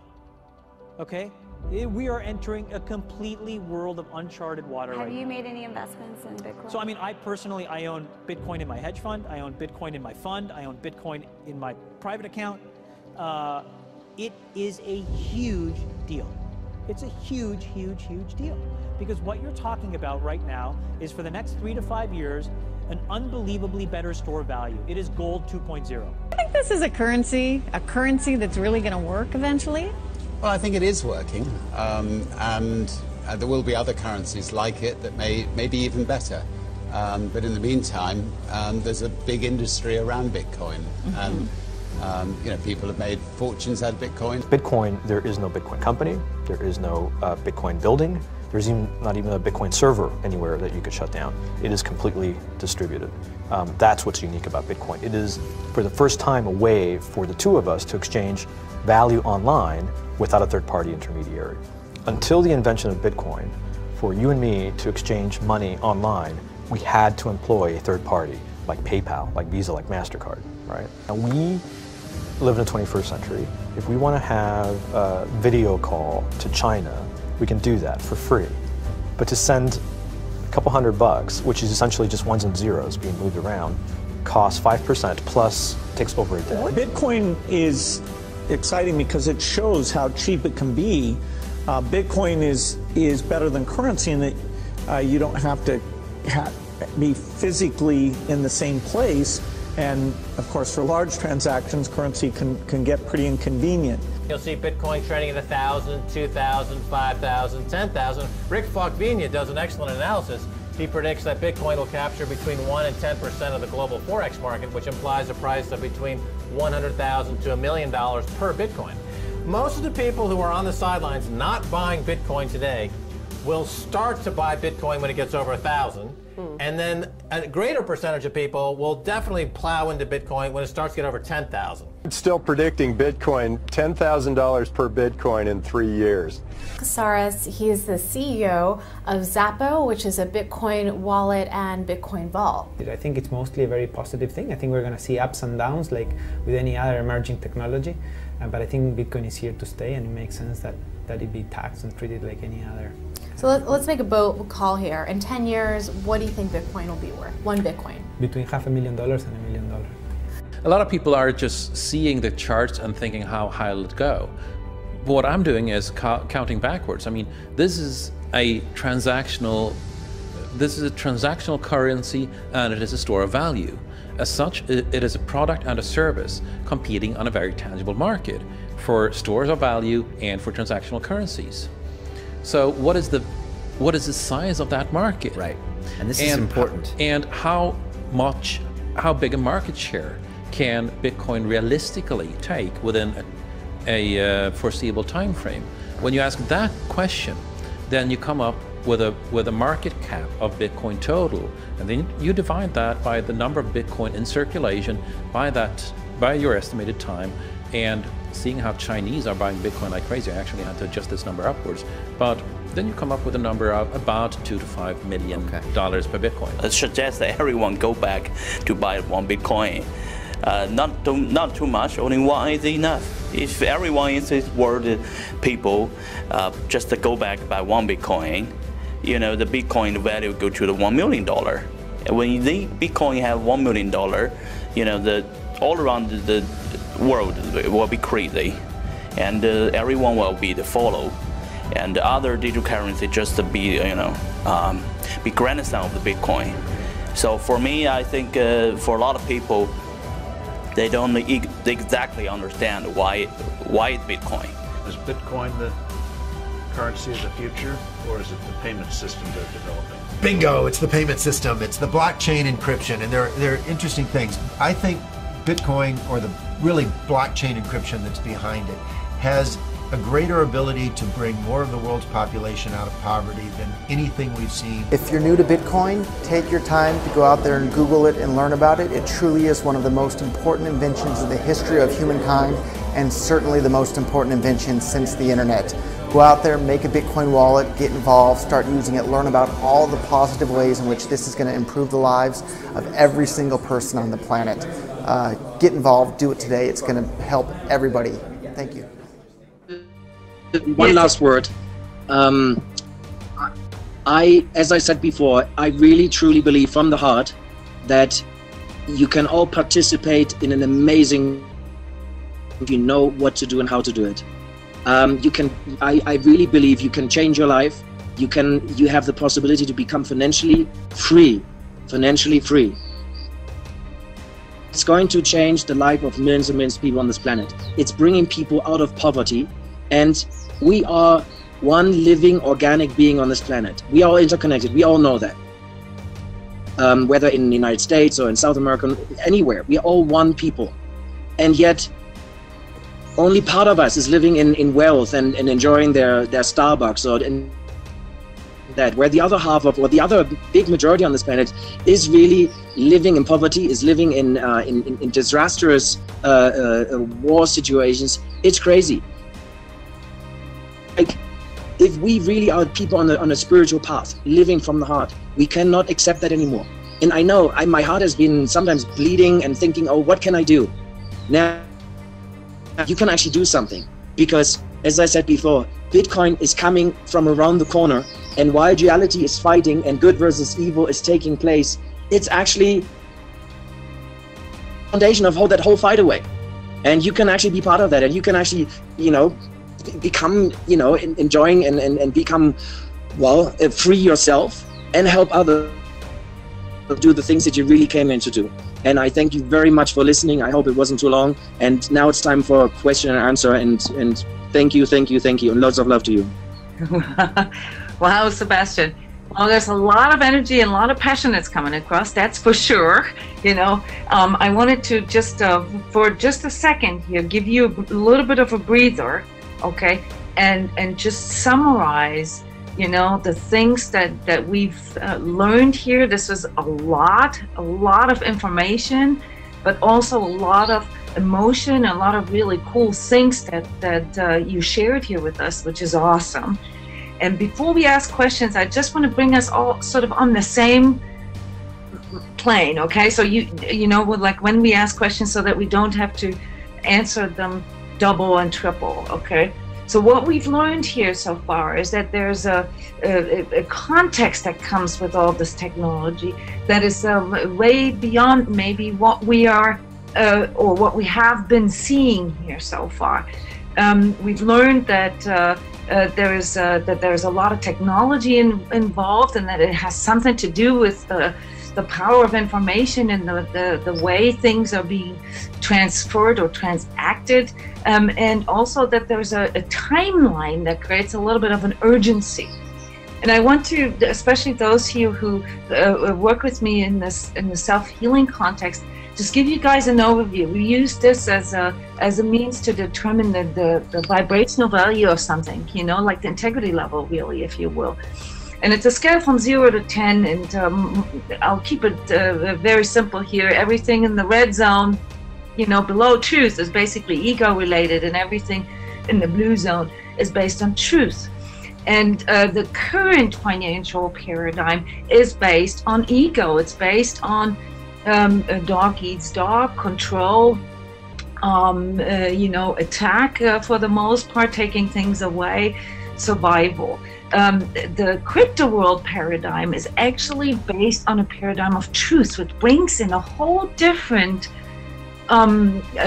opportunity that comes through this. All right, there's an expansion possible, whereas the current financial, or the old financial paradigm, has a contraction in it.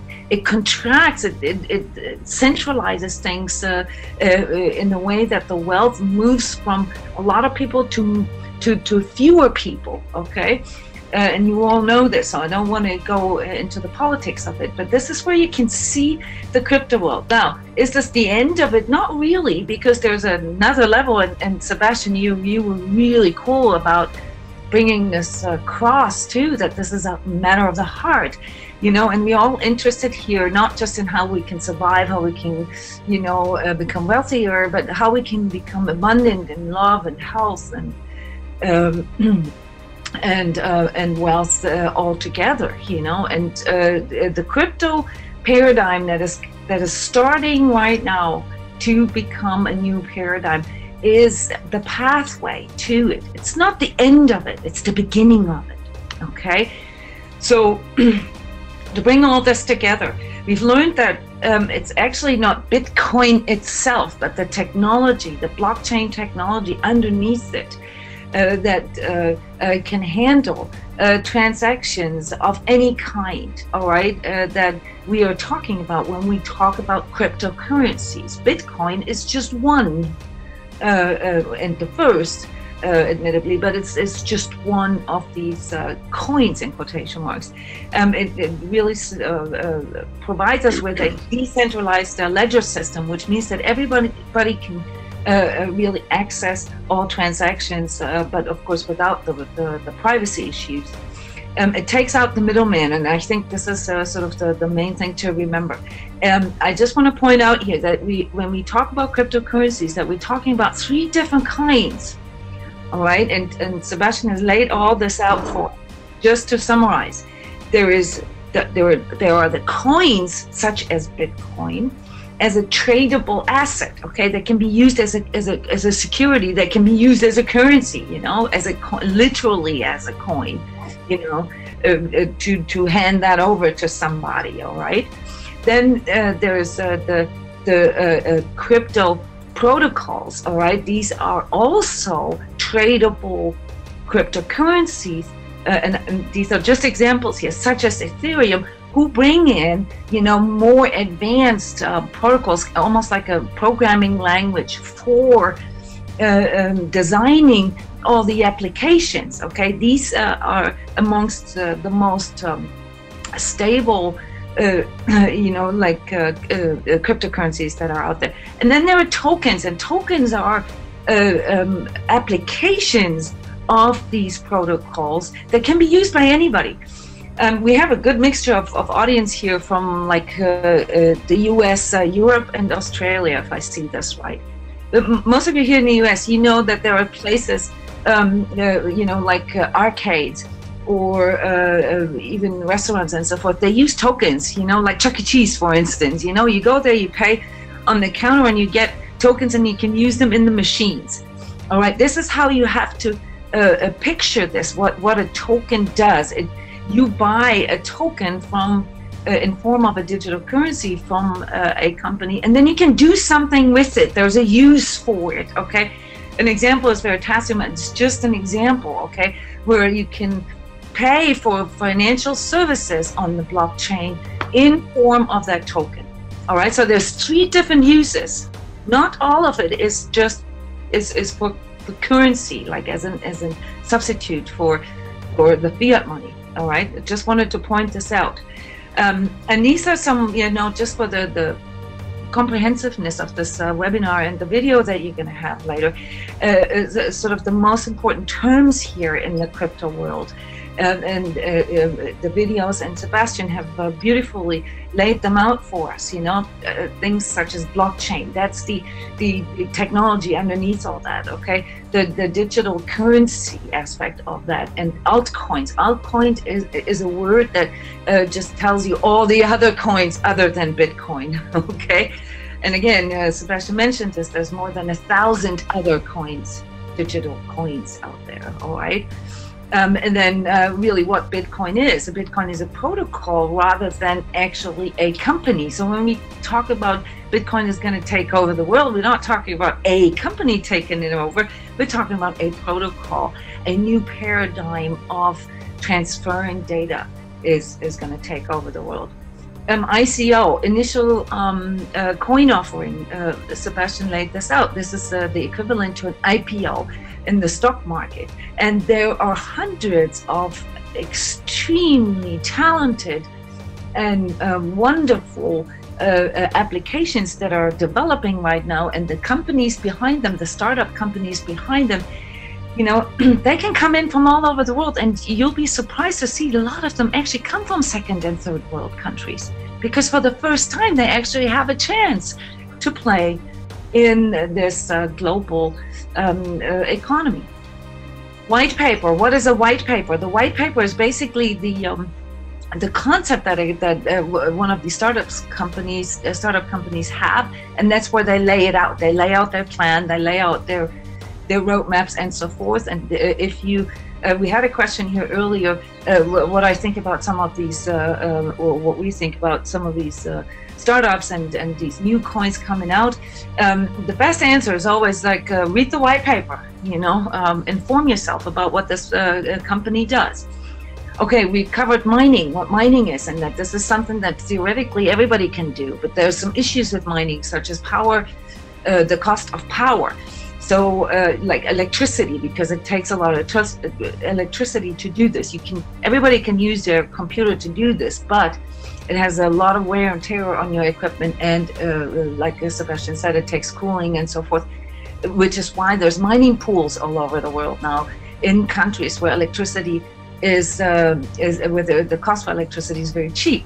Iceland being one of them, and you guys know this, I'm from Iceland, so this is something in the future that we'll see more and more and more. However, there's also technologies that are developing right now, such as the Bitcoin fork that is coming up next week, actually this week, next week, that tries to make this a little easier and more popular and more accessible for normal people. You've heard me say this in one of the energy updates a while back, where I said, make your kids that sit in front of their gaming computer, make them mine, okay, so that they can actually make some money while they're gaming, all right? This is not realistic because it's way too expensive, probably from your household to mine. But that's an opportunity, and we may actually see technology coming forward now that allows that again. Hash rate is a technical term we didn't cover this year, and you don't need to know this. It's just something that you will encounter in the crypto world, and it will give you a little bit of an idea of the performance when in conjunction with mining.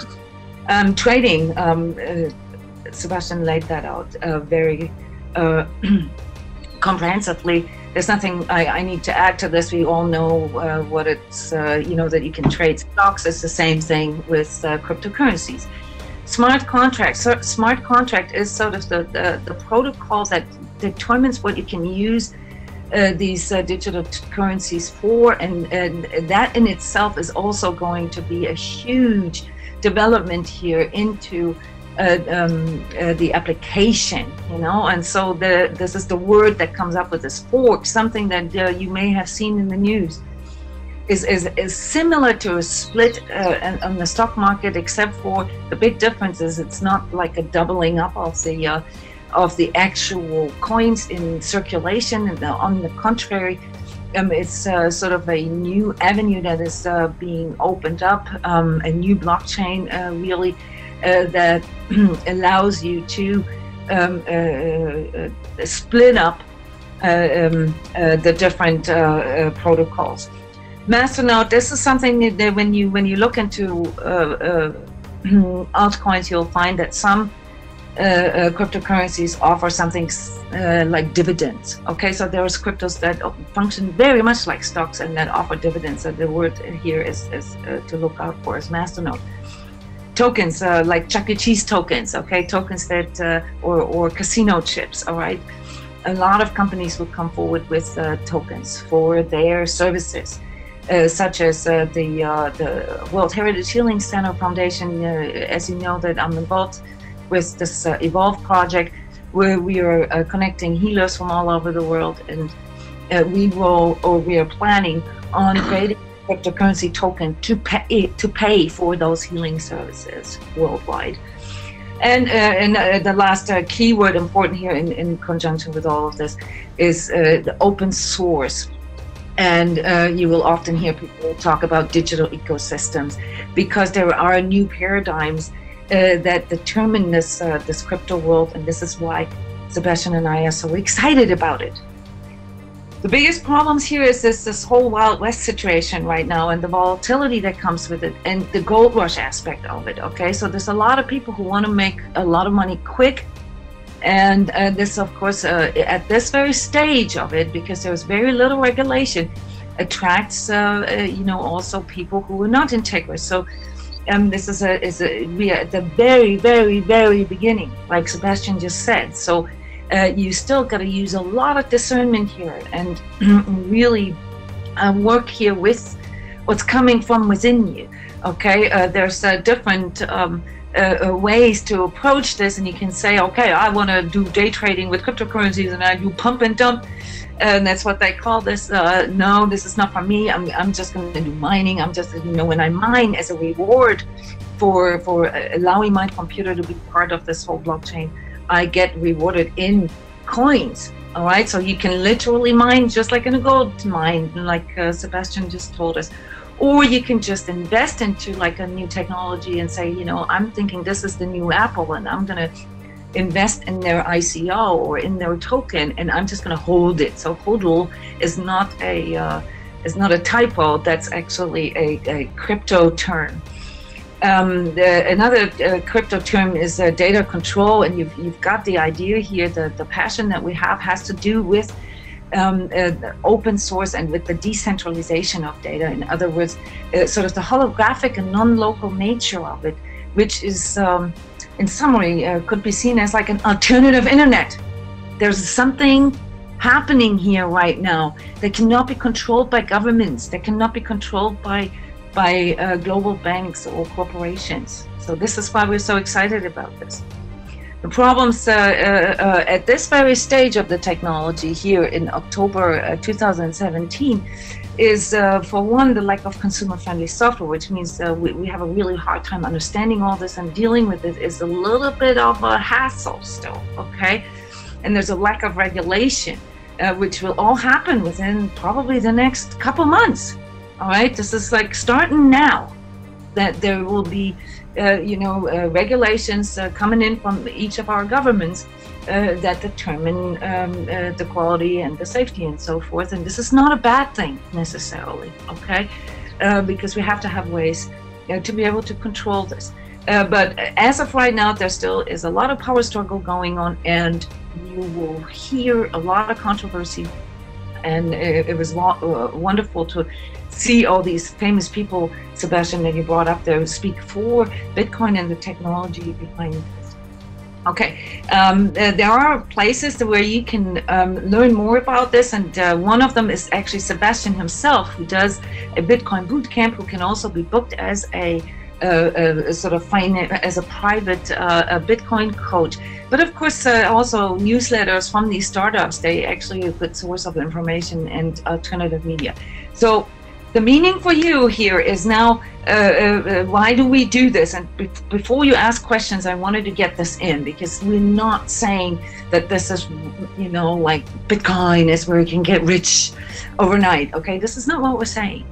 What we're saying is that there is a huge shift happening. There's a huge shift that we have been seeing for decades now, and we just never knew how this was going to come about. Well, now we know. The third way, as Sebastian called it, the new paradigm is here in this digital currency world, and it affects all rules of investment and wealth, for that matter. And it could be used as means to hedge the collapse that is certainly coming. It can also be used as to secure our existing investments, like Sebastian laid out. There's no gain in keeping money in your savings account. In fact, with the way this goes with being able or not being able to trust into banks and insurance companies and retirement funds and insurances, for that matter, makes it a lot more trustworthy, to invest in say, like a long-term digital currency. These new paradigms, of course, will change everything in portfolio management and so forth. So the best thing to do is to observe the political environment and use your own discernment to determine the integrity of a business or of a person, because this is as energetically sensitive, as empath, as person who is seeking to manifest their higher goals in life. This is your big asset now. So for years I've been telling you guys to come out of the woodwork and really make your talents come forward and present them to the world, and the service that you have, that you can provide. With cryptocurrencies, you can do this internationally, you can do this without having to have good credit or whatever. There's so many new opportunities in this. All right, so use your discernment and be patient. And practical tips, I'm just showing this here in the video. I don't want to talk about this right now because we need to get to your questions. All right, so this is the time now here where you, oh gosh, okay, we got lots of questions, Sebastian. So here's what I'm going to do. I'm just going to read them for you, okay? And then you answer them. How about that? Okay, sure, sounds good. Okay. All right, starting here with the question, what do you think about all the new baby cryptocurrencies, I assume ICOs, for investing now? What is your general opinion about all these new cryptocurrencies coming forward? Well, as I said before, I think some of them are good, some of them are not so good, some of them are really bad, and some of them are just scams, and some of them are really, really, really good. You need to do a lot of research, or you need to ask people who have an opinion and who know things, and read the white paper, and then go for it, you know? Exactly. Okay. What is the best way for us to start incorporating cryptocurrencies into our personal finances? To start. What I would do is, I don't know what country you live. I would go into Google and I would look up the say the best Bitcoin exchanges in New Zealand, or best crypto exchanges in United States. You know, as if you were looking for a flight and you have the best flight operators or flight comparing services, and look for the best with the best rating, and then you register with them, you verify your account yourself, and once you have that, you upload money. Could be $50, could be 100, could be 1,000, could be 10,000, no matter how much you're willing to do. And you can start slowly and then go bit by bit, you know. And I would get a Bitcoin wallet first, or Bitcoin register with an exchange. You get your change your Bitcoins or your money into Bitcoins, and then once you have your Bitcoins, you can do other things like mining, which I very much recommend because it's very safe, it's very stable, and also buy other altcoins if you know what you're buying. Yes. So the recommendations for the practical tips here for personal finance, they're very different right now from country to country. As a matter of fact, if you living in the United States, or better say if you are an American citizen, we're not even allowed to talk to you about cryptocurrencies. This is all subject to the regulations that are the governments are going to come up here in the next 6 months. You'll see it, but I want to assure you that this is not a bad thing. I mean, you know, there's countries like Sebastian said who also coming out with a crypto version of their fiat money. Small countries such as Russia, for instance. So you just got to stay tuned there. The next question here is, can you say the site again? I suppose you're referring to the CoinMarketCap.com, where you can watch and observe the course of cryptocurrencies. CoinMarketCap.com. That's pretty much what everybody uses. That's not a trading software. It's a software that shows you the cryptocurrency market today. And this is a 24-hour, 365 trading world. So, you know, it's actually like a thriller sometimes. This past week it has been, to watch the course of Bitcoin and some other coins go up and down. All right, so CoinMarketCap.com. Next question. Is the daily value of a particular cryptocurrency established in or similar to traditional money markets? Are cryptocurrency exchange eliminated? Well, first of all, Bitcoin and other cryptocurrencies are very volatile. You have to remember that. And I know people who are like, for example, I have at my work, for the last year or so, well, for the last 4 years, I've been telling people about Bitcoin cryptocurrencies. In the beginning, I was crazy.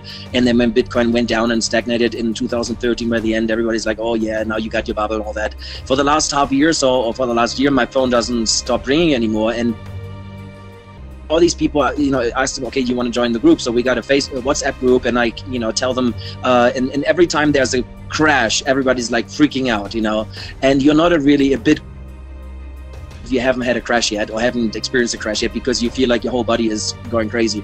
But after a while you get used to it, and I'm pretty used to it. And so Bitcoin is very volatile, and the cryptocurrencies even more. But what most people don't know is that there are studies out there, which most of the people don't know, that the normal other currencies like dollar or euro or yen or whatsoever, they're way more volatile.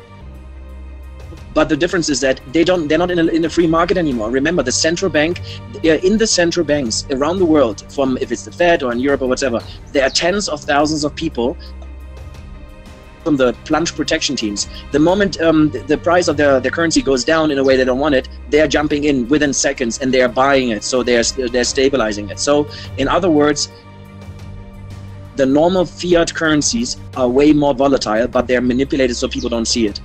With Bitcoin, it's a free market. So if somebody puts in a rumor, it goes down.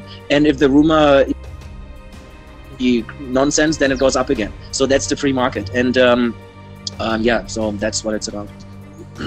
In this context, there's a question here. What is the difference between inflation and the rise in value of Bitcoin or digital currencies altogether?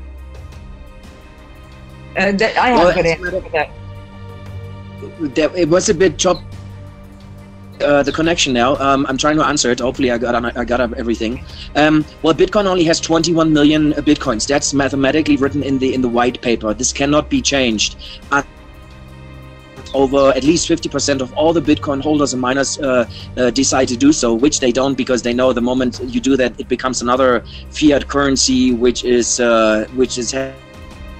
value. So but right now we only have 16.5 million Bitcoins, which means like every 10 minutes or so 12.5 Bitcoins are being mined around the world, thousands and thousands of miners. So Bitcoin has a internal natural inflation, but it doesn't have an inflation like normal fiat currencies. Fiat currency inflating, they're getting the amount of money is getting bigger and bigger and bigger all the time, and that's why it's losing its value. And one of the reasons why Bitcoin is increasing in its value, because it cannot be manipulated, not be inflated. Yes, especially right now to hedge a potential collapse, you know, whatever banking, financial collapse, whatever that means. But right now there is a notion you know, that this is going to happen very soon, and it has to, you know, this also leads to this influx of market capitalization. But the big difference between inflation of a fiat currency and the non appearance of that in the digital currency is that the fiat currency can be duplicated, it can be produced.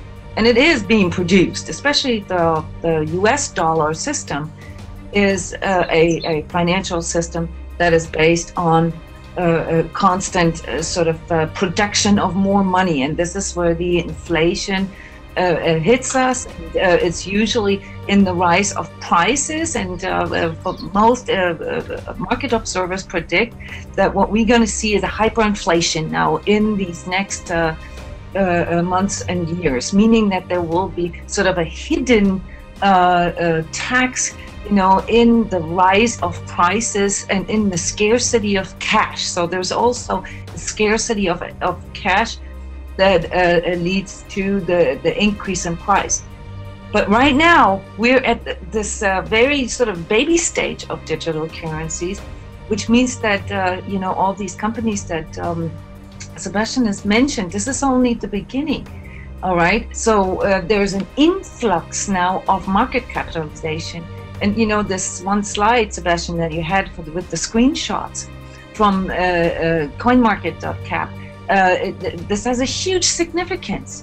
All right, the market capitalization in digital currencies has 8-folded since the beginning of the year. And this is only the beginning. So this is what is creating this huge rise in Bitcoin's price. There's other political reasons for that as well, but people trying to get a piece of that big new world. This is happening right now. All right, we are less than 1% of the population. who even know about cryptocurrencies and what they mean. I hope this answered the question. If somebody wants to speak over the microphone, yes. And I want to take out one question here before on the microphone, before you speak on the microphone. There are issues in the United States and in Canada with like your bank and some of the Bitcoin wallets where you have a weekly limit. You have to prepare your connection between your wallet and your bank account. You have to send, you have to legalize yourself, you have to show your where you live, and you have to send in a copy of your driver's license to increase your limits. These limits have currently, like last week, been increased. All right, they were from $250 for if you just want to buy with your credit card to $1,000. They're currently at $15,000. But you have to make sure that your bank and your wallet work together. All right, there is no way around this here in these countries because it's still, they still have the lid on it. There are software ways to get around this, which I'm not going to recommend here at this point, but all you need to do is make sure that you validate you know, your bank account with your wallet, and then these limits go away. Okay. All right, so yes, and there are some people who would like to speak. Okay, so Cheryl, do you want to speak? I'm unmuting your microphone. There you go. Cheryl, are you there? Yes, I am. Thank you. Sebastian, thank you so much. This has been a great help. And if you have a website to be connected with you, I would love that. Thank you. And I was the one that was asking about the minimum purchase. I'm in Canada, and as Jona said, it's been Wild West because I'm not tech savvy. So to jump on board of this is like, it really was a nightmare. But anyway, so and because I'm not sure if I want to continue the process by myself, I'm wondering, are there reputable people out there that can help me to circumvent this whole mess, or other people who want to get started but we're not savvy enough to do it ourselves? And I know that the whole process of this is to do it yourself and have control, but it really got in my way. I got in my own way. My ego was really overcharged because it's not my bag to play on the internet like this. So that's what I'm looking for. Are there trustworthy people that can help me do just like Jona said? I have to figure out how to get the bank to know that I can do more than $250 a week, blah, blah, blah. And setting the wallet up was challenging. Anyway, that's my question. Cheryl, right? Yes, thank you. Okay, thank you for your question. To be honest with you, I think there are very few people out there around the world who actually, well, you know, most of the people don't know about it, and the ones that know about it, most of them have even gotten to the point of offering it as a service. You could ask around in your community where you are, but at the end of the day, you can ask Jona and also me. We can with that on a private call or Skype or whatsoever, and we can guide you through it. And because at the end of the day, it's actually quite simple. You a few steps, and they're the same in every country. You have to first you have to find a wallet, connect it to your bank account, verified, and once you have it, boom, you have your bitcoins. And once you have your, you can do whatever you want to do with it. Either hold it, buy other coins, or hold it and buy other coins, or hold it, buy other coins, and do some mining. Either way. So I don't know many people out. The majority of the people that I've met they haven't even known about bitcoins. I think I'm one of the first ones actually on the planet, and I don't think there's many people offering it now. So I offer it to you, and I'm sure also be able to help you too if you choose to. Unless if you want to do it somewhere in Canada, I recommend you to Google a place in your city, maybe a Bitcoin cafe, or maybe who has a Bitcoin ATM in their store or in their restaurant, or if there's a Bitcoin gathering, and then meet some people there, because I think it's a super cool opportunity. There are some There is a company that seems very integrous and that goes along the lines of mining pools, what Sebastian mentioned earlier, sort of clubs, investment clubs, where you go together with lots of people and you have a good diversified portfolio. I would recommend something that has a good mixture of mining combined with trading, combined with investing into ICOs.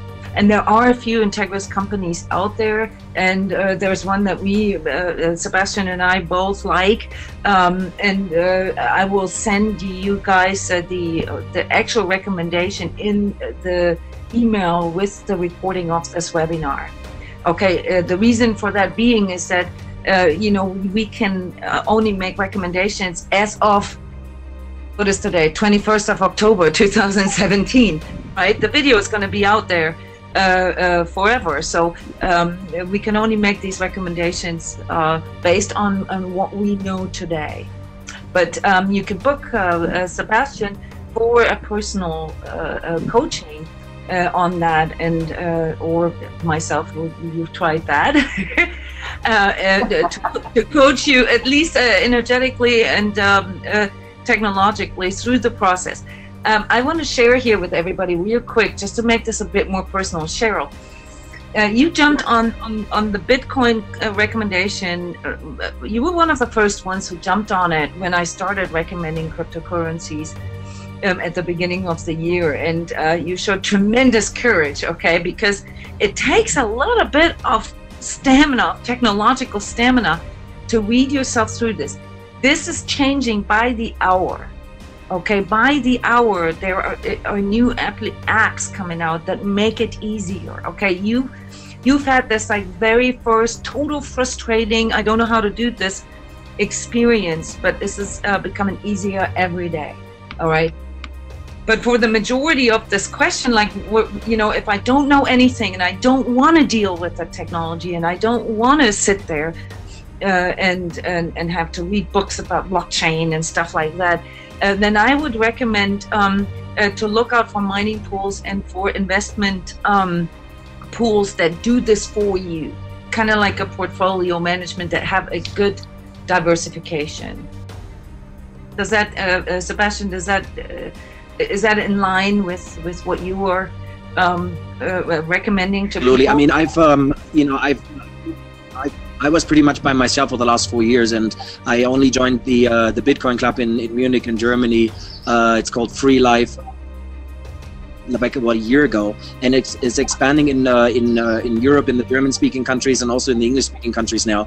And we are a really cool group of people who actually really help each other. And I think that you need to have people like with you all the time who you can ask something, or they can ask you something, and you share information. So I think that's very important, because it is really changing by the minute, You have to learn. And of course, on that way, I've made a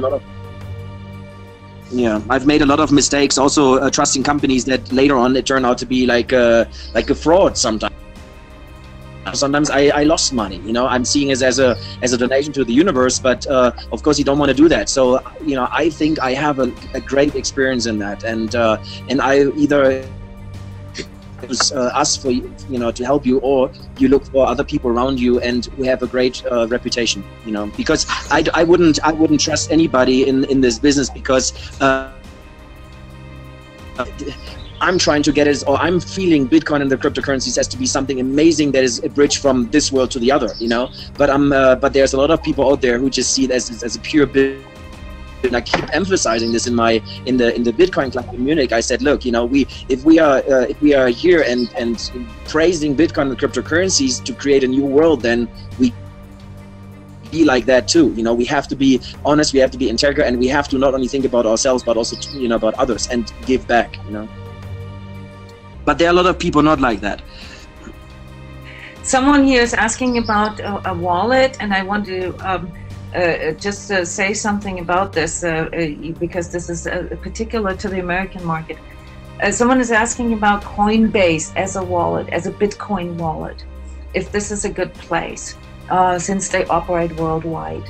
My answer to this is if you're living in the United States, it's probably your best bet. There are other wallets out there, there are better wallets out there, but Coinbase has a good sort of reputation. They're being a bit rigid, sometimes a bit stagnant and over careful, but at this point in time, as Sebastian mentioned, you know, it's not a bad thing, okay, to be with a company that is a bit over careful, okay? Coinbase is a good wallet that works well, works very fast, and can be dealt with. But this is only as of right now. There are at least 5 companies that I know of with amazing intelligence and technology behind this that are coming out with wallets in the next 3 months, okay, that are going to change all of this. So as of right now, Coinbase is a good one to go with. You know, if you change a wallet, which is, you know, basically the place where you hold your coins, you don't have to like kill the other, okay? You can have several wallets, but what you do want to do, and this is one of the things that I think Sebastian and I agree on as well, is to get a hardware wallet. A hardware wallet is kind of like a memory stick, a mini hard drive, okay, where you deposit all your coins on and you unplug it from your computer. That is probably, as of right now, the safest way to keep your wallet. And Sebastian, you know, you said something extremely funny. We had a radio interview this week, and you said something, because the interviewer asked you, you know, how people would ever feel safe with cryptocurrency since it's all just sort of digital software, blah, blah. You said, well, you can sleep on your hardware wallet as well, you know, just like how you can sleep on your coins, on your gold coins or silver coins or your money. That is correct. So a hardware wallet is an extension of a software wallet, basically like a hard drive. And once it's uploaded to that wallet, you can unplug it and you can put it in a safe place. There are some things in regards to the security of digital currencies that you need to heed at all times, no matter whom you're working with. And that is never ever share your private key with anybody. That's usually a string of 12 or 24 words, which is your personal passcode. And don't write it down, don't store it on your computer. You know, write it down with an ink safe pen and have maybe one copy, but don't store it on your computer. If you lose your computer and you lose your private key, you lose access to your wallet. And your wallet is on the blockchain, which means nobody can get this back for you, all right? Because this is just, you are in control. So we've got to relearn the ways also how we handle our own data. It's very important. And when it comes to the discernment of like companies and so forth to work with, look at their policy. Do they have an open source policy? Do they have a board, a chat board where they have their programmers answering questions? Do they reply to your emails? Are these, what is the goal of this company? All right, this is where the white paper comes in place. But look at their open source policy. That to me is a big knockout point. All right, and most of these companies are, I find that funny, but you know, they have like 16-year-old programmers there, and they're more than happy to share their knowledge. So go to these boards, you know, and find out, you know, what seems most integrous for you. Okay. Yeah. So Coinbase was the wallet that I recommended for Americans, because some of the other wallets that are out there in America is a little bit behind there compared to Europe, compared to the rest of the world, actually compared to most second and third world countries. All right, so just wait a few months and the apps are gonna just go through the roof.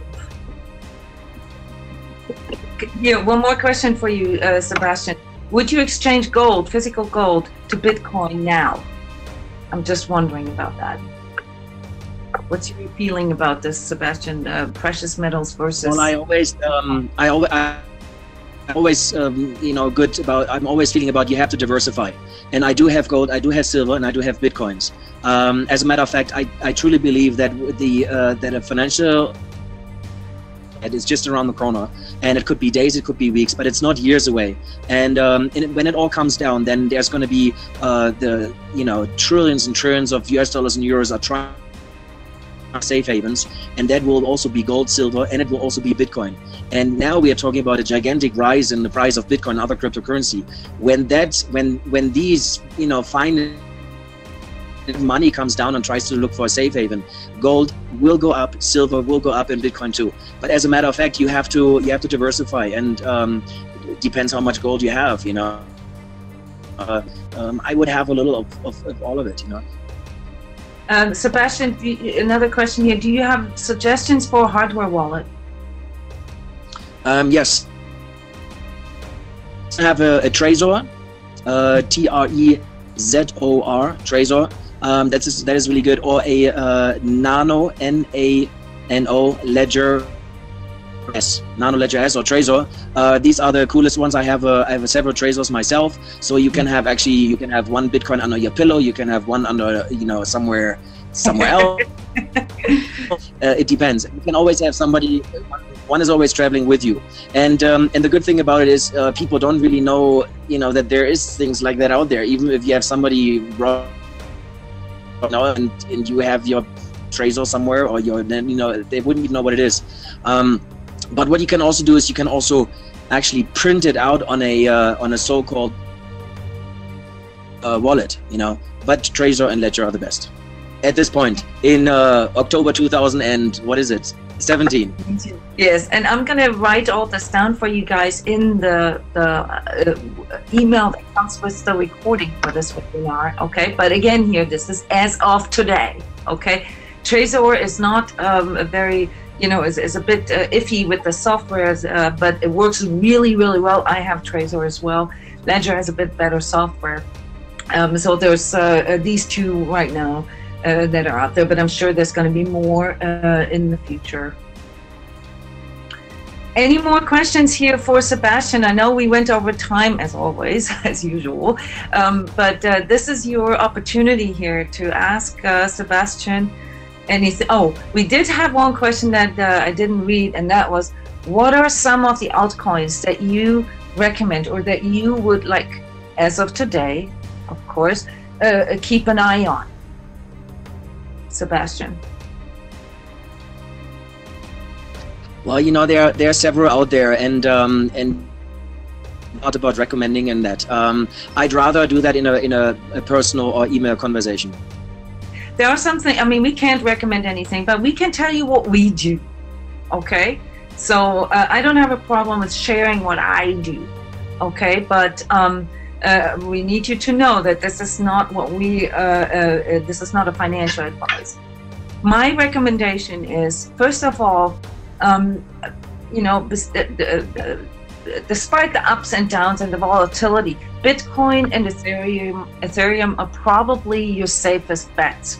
Okay, Ethereum because it provides a protocol, it provides infrastructure, it provides the train tracks for that new internet. All right, and so those are safe. Okay, you're going to see volatility there, and we currently have something that is called a fork coming up for Bitcoin. I mentioned this earlier, which is driving the price up, and it is very likely that there's going to be a strong dip right afterwards. So there's a lot of volatility again here. I do not recommend to invest in Bitcoin, but I am invested in Bitcoin. I would also recommend, and this is probably the most feasible thing for you, like I do, invest in such a mining pool, where, I don't have to deal with the volatility. I don't have to deal with the technology. I don't have to deal with the computers that mine. I buy a share and then they do this for me. And every week I get, my commission, my dividend from it. Okay, this is what I do. All right. Then a third aspect of what I do is I pick out companies, startup companies that have a huge potential in my eyes, in my view. But this may not be feasible for you. As you guys all know, I come from the software industry, and I actually know some of these people. And one of the things why I'm so on fire here is because I'm already in the age of people who have actually seen the beginning of the internet. Okay, so when I was in college, we only had FTP file transfer. Okay, and this was only in between university computers. I was there in the beginning hours of the internet, and there was a certain spirit that arose in that time, especially amongst the Unix community that I was in. And this is the same spirit here that is coming forward with cryptocurrencies, and to my very surprise, some of the same people from back then. So when cryptocurrencies really sort of lit up my heart was when I realized that all these dreams and hopes that we had when I was like 18, you know, in the early 80s, they're now starting to become true. And things such as open source and so forth, what we had been fighting for, you know, for 20, 30 years, which got crushed, you know, by the big corporations. It looks like we're finally winning. So this is just like my 2 pence, okay? This is what you can do. You can go to mining pools, you can invest a little bit in like really safe cryptocurrencies, and I would recommend you to have a window open on your computer for CoinMarket cap and just observe, you know, just observe. Familiarize yourself with the terms, with the companies, with the tokens that are out there. Okay.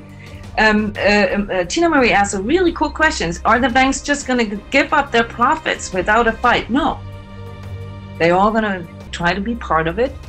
And that's part of the discernment that we have to apply, because there will be tokens that do not have an open source policy, that work basically on the old paradigm, just using digital currencies as a means of duplicating the old system. And we'll see that a lot with banks and insurances. Sebastian, there's a question here from someone who heard you say Plan C. What is Plan C? Plan C is a mining company, and I have, trust me, I have investigated and used and tried a lot of mining company, but for me, this is the right now, the far better off. With most of the mining companies, you have to buy licenses for like 2 or 3 years, and then they expire, and then you have to invest in them. Plan C is actually using some of the money that you invest in to regularly update your processors, regularly update your computers, which is very, very important. And Plan C has, compared to the mining companies, you know, weekly payouts in bitcoins, and you have a return of invest of it in around 6 to 7 months, which is, you know. Yes. And I know the people behind it. I know the actual people. They are true, honest people with families living in Munich, and I know all of. It's like these are the CEOs of the club. They are like, okay, why go somewhere else? Let's do something ourselves. So we found one of the best programmers who used to work for Google. He was one of the for Google, and a whole bunch of other people. And right now, this is this company. I think it's going to be one of the biggest in the world. And if you invest in there, I can tell you, you are pretty safe. Of course, you can never. What's happening in the world, you can never look into somebody's head, but I always recommend look at it, feel it through, put it through your own truth filters, through your own heart and everything, and then go for it or don't. Yeah, as of right now, I agree with Sebastian there. I looked at the company, and I have a share there as well, because I do not want to mine myself. Another question here, do I think it's or do you think, Sebastian, it's a good time to invest into Bitcoin right now, today? I think it is. Right now, today we had a top of about 6,200, and right now it's like 5,960. So I think it will go in. I see the price of Bitcoin going up probably 8,000 to 10,000 by the end of the year. I probably see it 12,000 in March and probably 20,000 or more by the end of next year, and then afterwards it's just going crazy. I agree with you on that, Sebastian, but I do want to point out that, and we are aware of this, so we look at the market. Yes, and that's the really important part. We are aware of it, and as a matter of fact, I really call for anybody who knows about Bitcoin right now and the cryptocurrencies. It's like it's a gift from the new world. Seriously, I mean, this is like a karmic thing, believe it or not. But I think it really will help a lot of people. And remember, you are one of the fortunate ones about it. Yes, there will be a lot of volatility though until then. Okay, so you have to have strong nerves. Okay, so when somebody from some bank or financial institution says Bitcoin is a fraud, and the value of Bitcoin goes down for a couple of days because of that, then you got to stay strong there. You got to hold that field. This has happened in the last months several times, even government officials and so forth saying this. And what happened was that the market has wobbled, for a day or two, and then caught back up and continued to rise. So these things can happen because there is a lot of controversy. So you just got to know that when you invest in Bitcoin, that this is a long-term thing. Okay, long-term as in, well, not really that long-term, because you may actually be able to double it within the next year, but you're gonna have to keep it. You using this to hedge collapse. If you want to have 1,000, 10,000 digit type of returns, you're going to have to educate yourself and look at the startups, look at the ICOs. There are returns of investment possible that are, of course, way above Bitcoin at this time, but it's a really, really good time to invest. And I don't know about you, Sebastian, but I get this. I mean, this is the reason why we're doing this, basically, because remember how Sebastian started. Who wants to? No, but can I tell you something? Can I tell you something? I've been clinging to my job for years, and it's not like in the United States where you move from place to place, or say, oh, this job doesn't suit me, I just take another one. In Germany, you have one job till the end, So for me, this has been a big struggle, and for the first time, actually, when I felt my financial freedom was close, was at the beginning of the year, and I'm feeling I'm only months, maybe only weeks away, because I have not only invested but also accumulated so much through Bitcoin and through the mining, and so I can't tell you how happy I am for when I'm actually letting go of everything, and then I will never have to work again, and I'm actually concentrating on the things that are really important, and do the things why I really came here on the planet, and so if it's okay with you, Jona, I would say we have maybe one more question, because I have to go to drive up in the mountains to see an alpaca herd. They're like 1,000 animals. Nice. Because we have an appointment to buy two. So actually, have you ever something like this and go and pick some alpacas? Probably not. It's the first time for me too. I'm very looking forward. So maybe one more question, and then last question. We should have other webinar soon, or maybe some more in Plan C or other things, or whatever. We can all come up with ideas, because it's all new to us. So last question here. I think we should. There's a question to you. Is Bitcoin making gold obsolete? And then I want to answer the question: is it too late? Sebastian, you know what? I love gold. I love gold and silver. It comes from the ground. Hello? Yeah, no, go ahead, sorry. I love gold, I love silver, it's from Pachamama, I cherish it, it's really good, and I don't want to let go of it.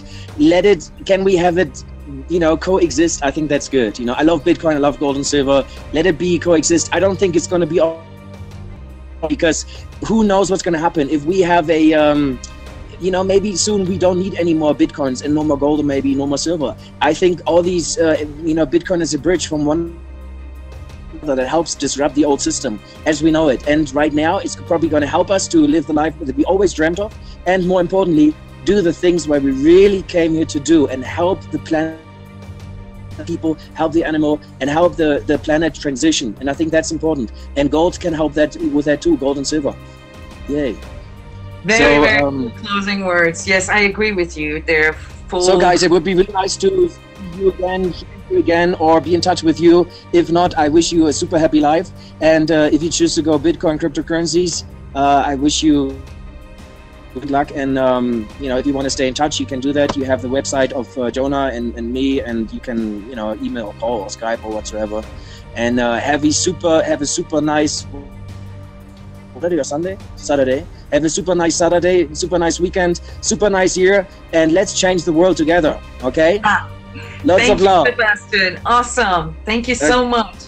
Is it too late to invest in cryptocurrencies? It will be too late when you see your cat, you know, reading financial news, deciding to buy cryptocurrencies.